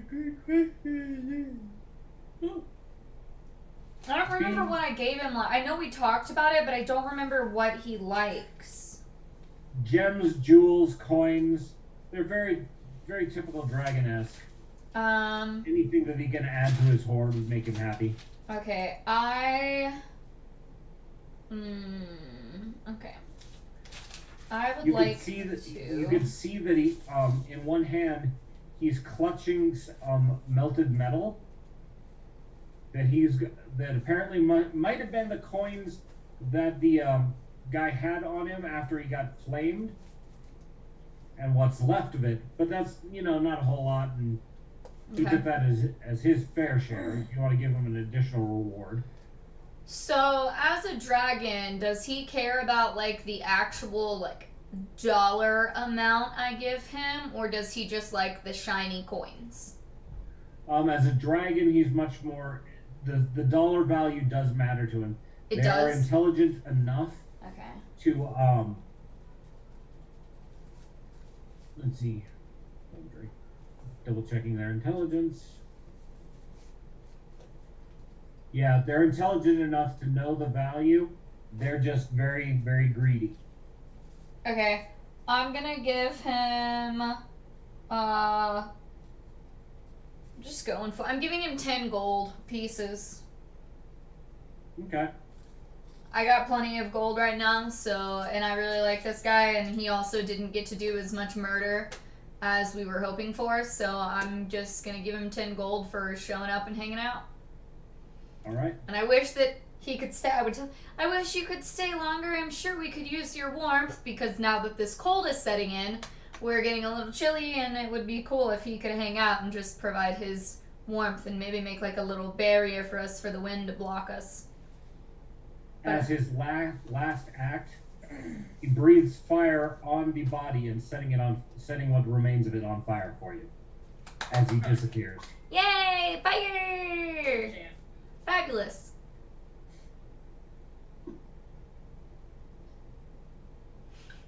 Yay, kissing. How cute! Kissing, hugging, whatever. Hard to tell. Yes. Alright. It is 8:30, and that is our session for today. Yay, we did good, guys. Sweet. Woo! Go up. Yay! Go team, go. Cool. I need to make a note that I gave Not him next those week, but the coins. week after.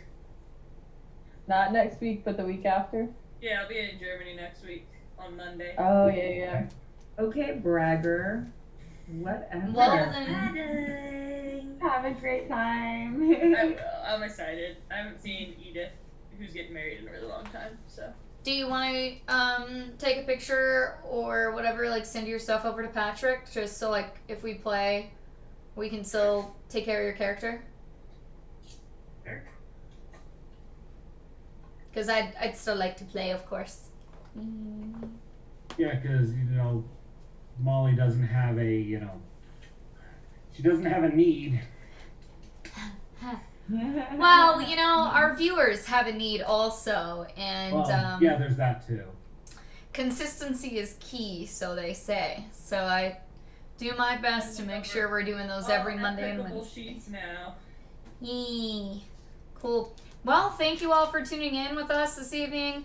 I hope you guys enjoyed it. I know our battle sessions can last a while because, as you see, we have 4 players plus Black, plus a car, plus all of our enemies, and then most of the time some of us have little friends that we have summoned or acquired, and so it does take us a little while to get through all of our rounds and battles, but you guys stuck it out with us, and I hope that you guys had fun and you enjoyed it.